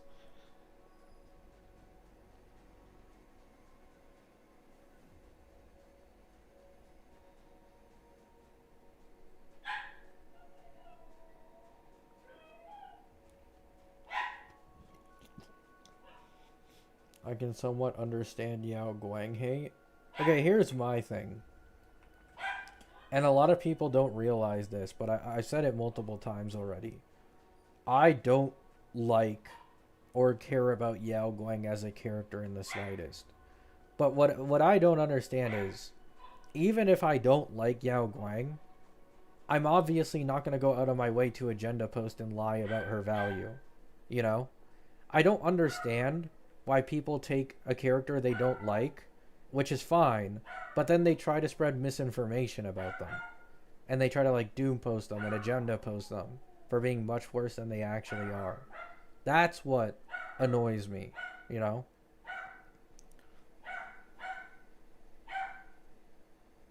Like, even recently, when I posted the leak that we recently got from Full Stop Chan about, what's it called? About Robin replacing Cassie on the Mono Rem team, which is obvious, right? She's probably the RMC upgrade for Evernight main DPS. But, like, in my comments, someone is like, oh, this isn't technically replacing Cassie, but, like, yeah, it is. Like, Evernight is taking all of Cassie's best in slot supports, taking them for herself, getting a new upgrade over RMC, and now the entire premium Rem team and their strongest team is with Evernight, right? And Evernight's E2 is also significantly stronger than Cassie's E2. So at vertical investments, it gets even more disgusting. Like, Evernight just runs away with it at that point. And then I get a comment back saying, oh, why are you such a Cassie hater, bro? Why are you so salty about Cassie? And then another person replies, oh, he's salty about Cassie because Cassie's stronger than his E6 Inoxa. Bro, I spent hundreds of dollars and dedicated an entire account for Cassie's team. And these people think I'm a Cassie hater because I don't lie to myself. You know? Like, I'm just being brutally honest. The new Mono Rem team is probably going to be with Evernight, and Cassie's synergy with the Mono Rem team isn't that great. Like, she doesn't really provide all that much in comparison to the rest of them. And they're like, oh, you disgusting Cassie hater. Ugh, I can't stand you.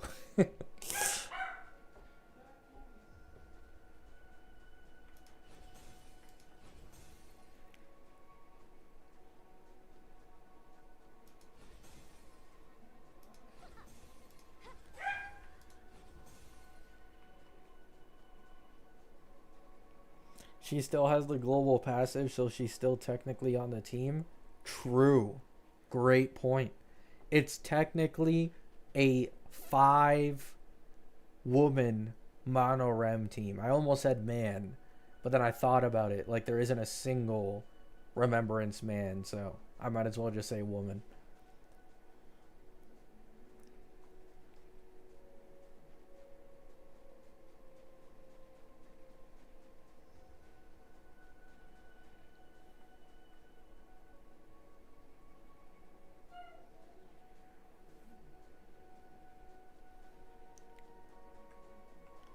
Kalis? I guess that's true, yeah. Depends on which MC you chose.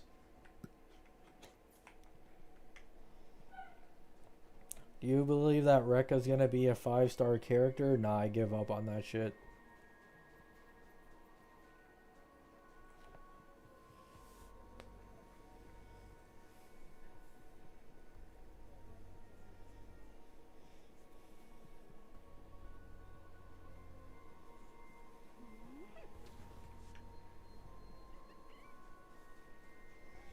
Isn't Robin gonna be a support for Himiko? I don't really think so, no. Given that Anon said he doesn't believe Himiko is really for or not Himiko. He doesn't believe that Robin is much of a Himiko after sales and it's someone else later on. Then Full Stop Chan says that Robin is for the Memo team. And then even Uncle Y's leak where he says that you can use Robin for Himiko's team, but the one thing he specifies about her kit is action advance and buffing with Memo sprites. So I feel like with all these 3 different leakers and you bring it all together, the conclusion is Robin SP is probably an RMC upgrade, which means she can be used with Himiko, but then she's also an upgrade over RMC on Memo teams, which is a massive buff for Evernight.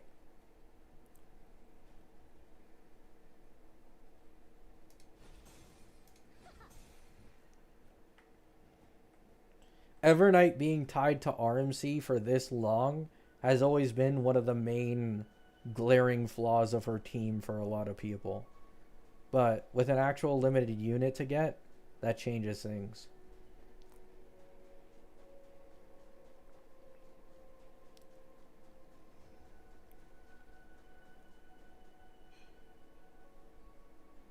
She'll likely be a DPS? No.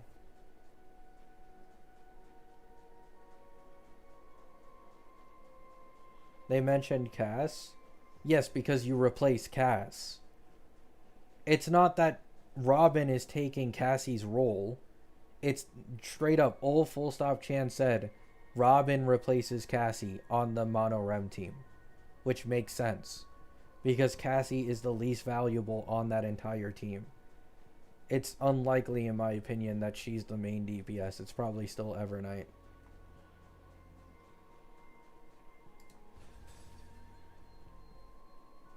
At this point, do you also replace Cyrene? No. Because Cyrene has specific synergy with Evernight that increases everybody on the team's Memo Sprite damage. And Cyrene also does a lot more damage on a Evernight team than she does on a Cassie team.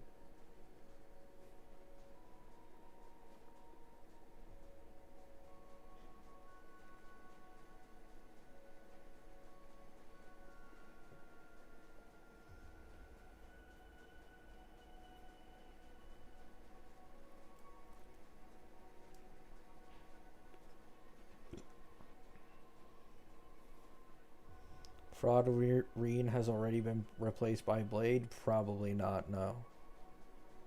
It's only Cassie who can use M-Blade like that because of the fact that Cyrene's buff towards her doesn't matter that much. It's pretty insignificant for the most part. But that's not really the case with Evernight.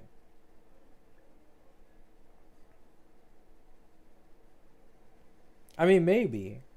I'm sure it'll be close, maybe. But I imagine Cyrene is still better. Not gonna lie.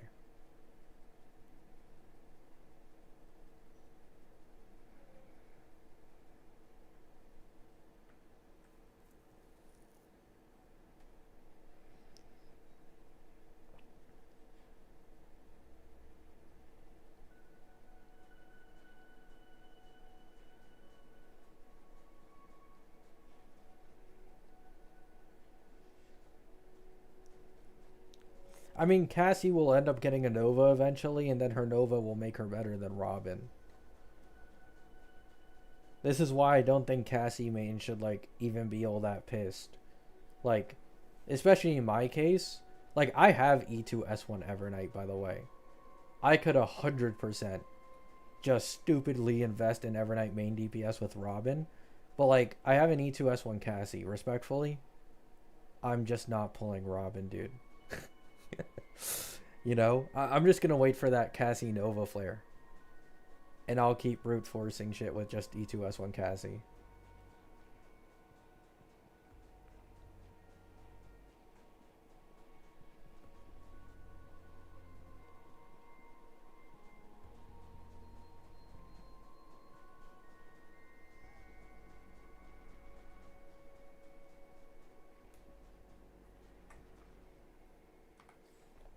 Why do I feel like you'll fold for some reason? I mean, if Robin has the most disgusting kit to the point where she power creeps an E2 Cassie, then yeah, I might pull her. However, it's not for the reason you guys think. It'd be so I'd be able to separate Evernight and Cassie into different teams. So, for example, one team would be E2S1 Cassie with M-Blade, RMC, and then whatever new sustain. And then the other one would be Evernight, Hyacine, Cyrene, and Robin. So I'd be able to split them up into two different teams. That's the only way I'd invest.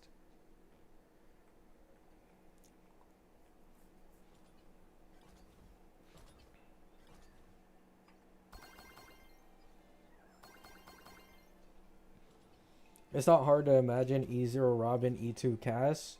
It depends on her buffing capabilities. Because damage-wise, I'm going to be honest, I don't think Robin is going to be better than Cassie in terms of damage. I think her main value is just going to be being another buffer, which is nice. Buffer slash action advancer.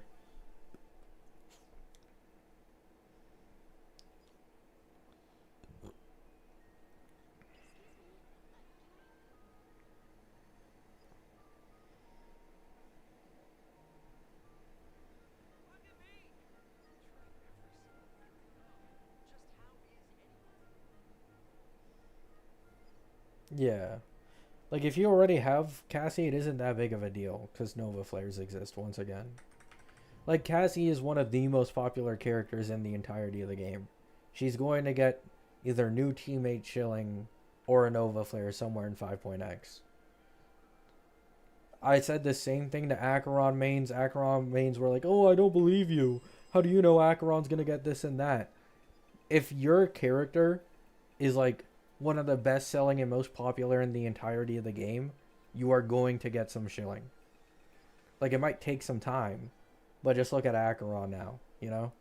And then Acheron still has another buff upcoming somewhere in this version with that new item the leakers were talking about. If you're splitting Rem, please put Hyacine with Cass. No, I'm saying this because if they release like another HP scaling sustain somewhere in this version, then there's a possibility it might have more synergy with Cass or Evernight or whatever. Like, I don't know which one. Because that was part of Uncle Y's leaks. Uncle Y was saying that he believes either Rekka or Mikhail from Penacony would be a possible like HP sustain in this version.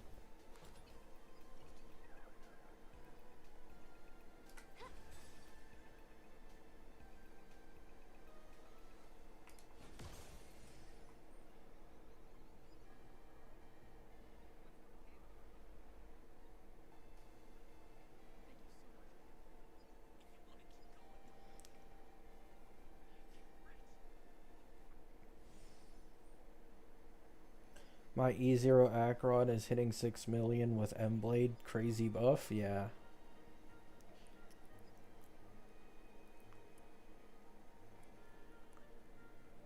Mortis has already said no male healer this year. No, I'm no. You guys need to understand, when I'm talking about leaks, I'm not saying that, like, oh, I'm saving for this. This is definitely going to happen. But, like, I'm going to look at other people's leaks. Uncle Y doesn't have a bad track record. He's been more right than wrong. The only thing he got wrong recently was fucking Avon's banner placement. But it's not like I genuinely think it's 100% going to happen. But there's a chance. So I prefer to consider it.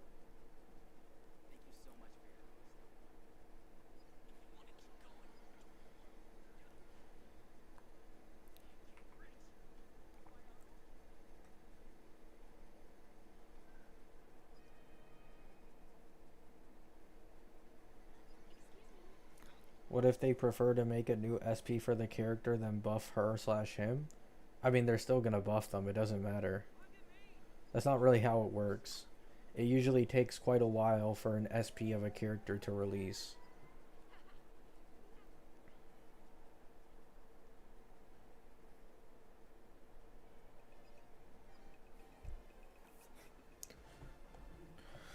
Ugh.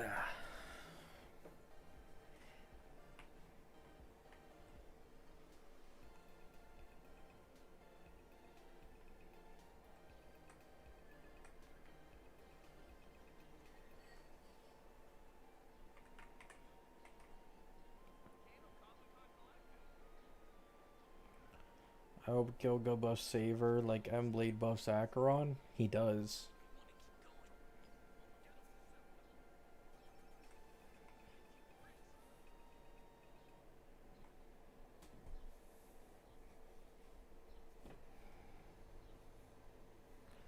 Any predictions of what Jiao Nova will do? I don't know, just make him a sustain at this point. If you make him a sustain, it also helps the Gilga Saber comp a little more, because they can now use Jiao, and because Jiao is a Nihility, it activates the 2 Nihility requirement in Blades Kit, and it'll give the ultimate damage bonus if he becomes a sustain. On top of Jiao already vulnerability plus vulnerability for ultimate damage. That is M-Blade's thing, right? You need 2 Nihility. Yeah. If there's another Nihility, ultimate damage dealt by ally targets increases by 75%. So if Jiao becomes a sustain, he'd instantly be best in slot for Gilga X Saber. Because not only do you activate this, but 50% vulnerability from Jiao. Ow, ow, ow, ow.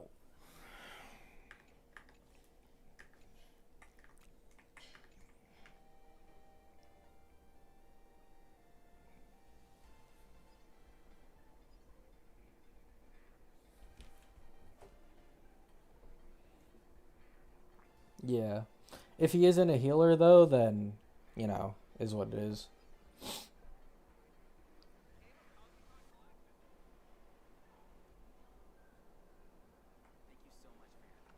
Do you think he will be free Jiaoqiu? No.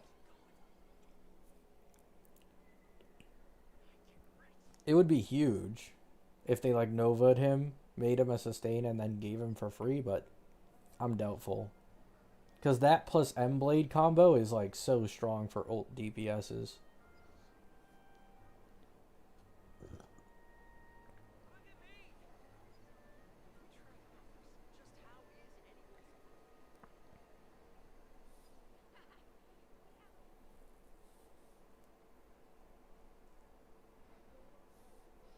They trolled with that Nidling Shah Nova leak.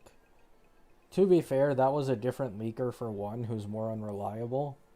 And two, I do think it was always a little unrealistic that Firefly got Dahlia, then got her own Nova Flare, and then Fugue and Ling Sha were also going to get Nova Flared all before Nova Flaring some other characters. Like, that seemed a little insane, I'm not gonna lie.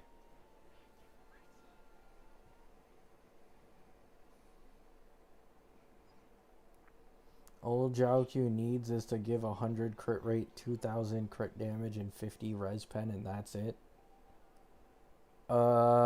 Yeah. Yeah, those are like the minimum requirements, basically. To be honest, to be good sustain.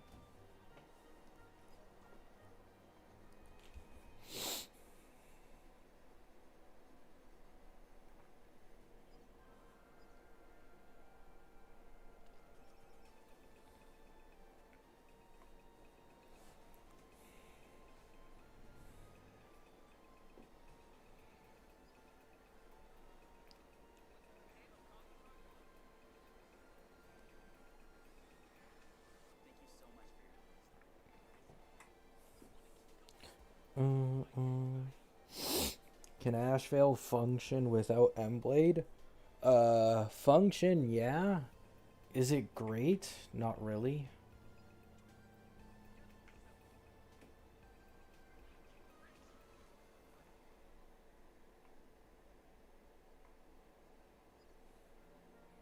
I mean, the leakers weren't lying when they said M-Blade was like the core support for the Fua team. He definitely is the most important pull.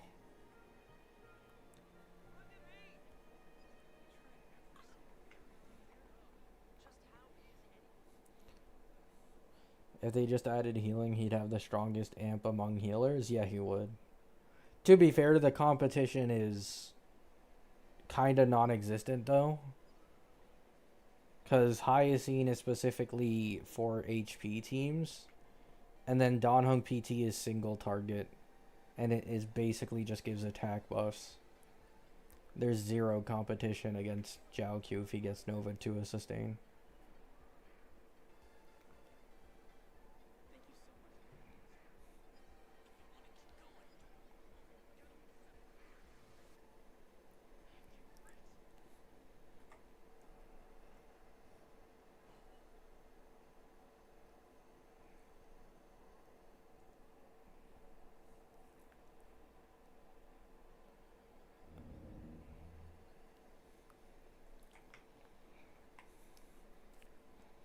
Do you think Sunday will be best in slot for Himiko when you read her kit? Uh, I don't know. I've seen people say that Sunday isn't best in slot, so the thing is, if Sunday truly is on the next batch of Nova Flares, he's basically guaranteed to be best in slot for Himiko. So it basically just comes down to that. If he is in the next Nova Flare batch, I mean, you're good. Sunday's definitely going to be on that team. But currently, it doesn't seem like it.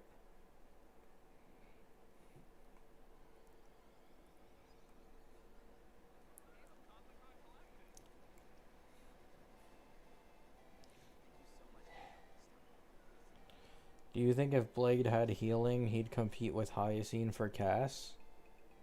Um, if Blade had Hyacine's healing, he would slaughter Hyacine. for Cass. It would legit be a slaughter.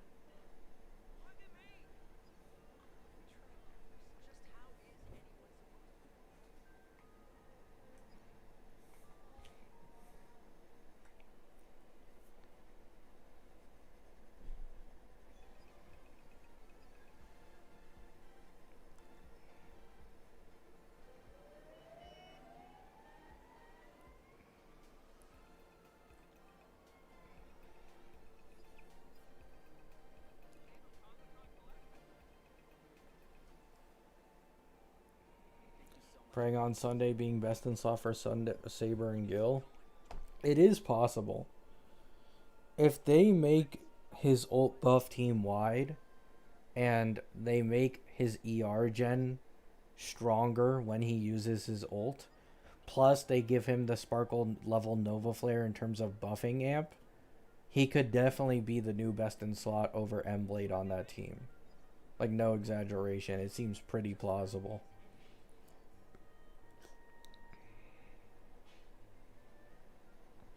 Even like Gilga main DPS would also get buffed by this as well.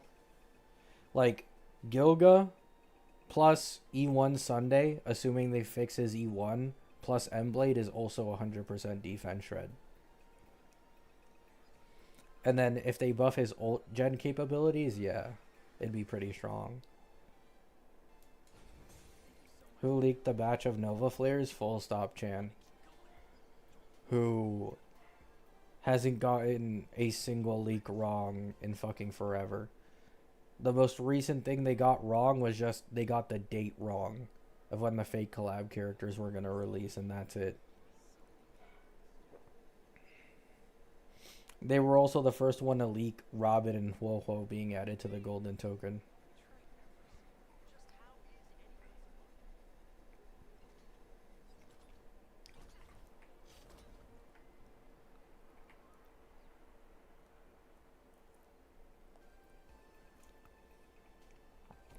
Phanon upscale? Yeah, nothing new. The guy just keeps getting indirectly buffed.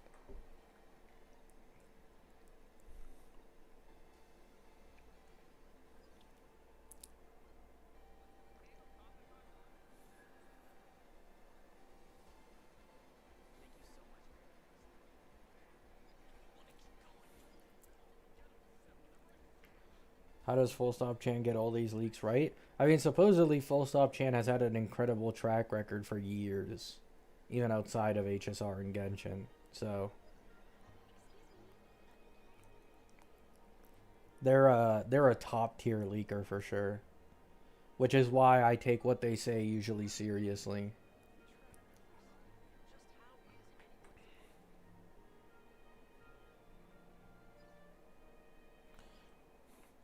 Is there any possibility for Hoyo to make a better Jiao Q even if they fix his kit and make him a sustain? Yeah. The answer is always yes. If your question is, can Hoyo create a character better than an older one?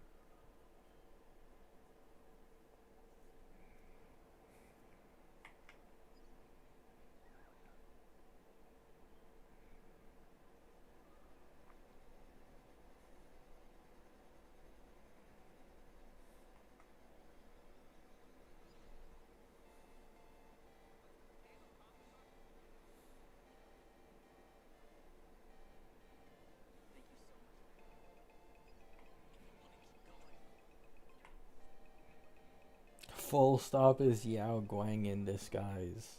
True. Full Stop is a member of a certain company's marketing team. Yeah, that could be possible.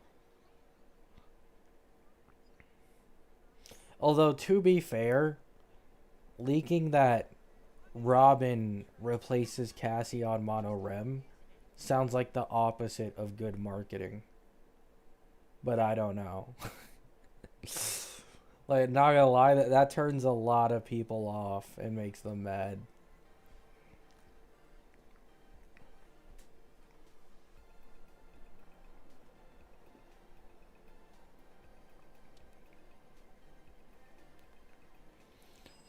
I don't think HSR will ever Nova sustain. Huohuo didn't receive a Nova Flare. True.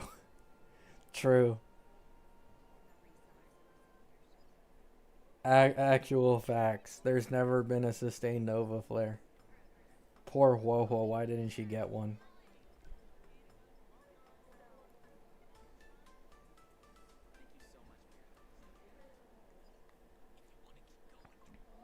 Alright, chat. I'm going to end the stream here. Thank you all for sitting here with me for a little bit. It was nice. As you guys can tell, my family came back and the dog instantly stopped barking. I'm telling you, man. They always like the attention. Hope you all have a great day. Hope you all have a great night. Peace out.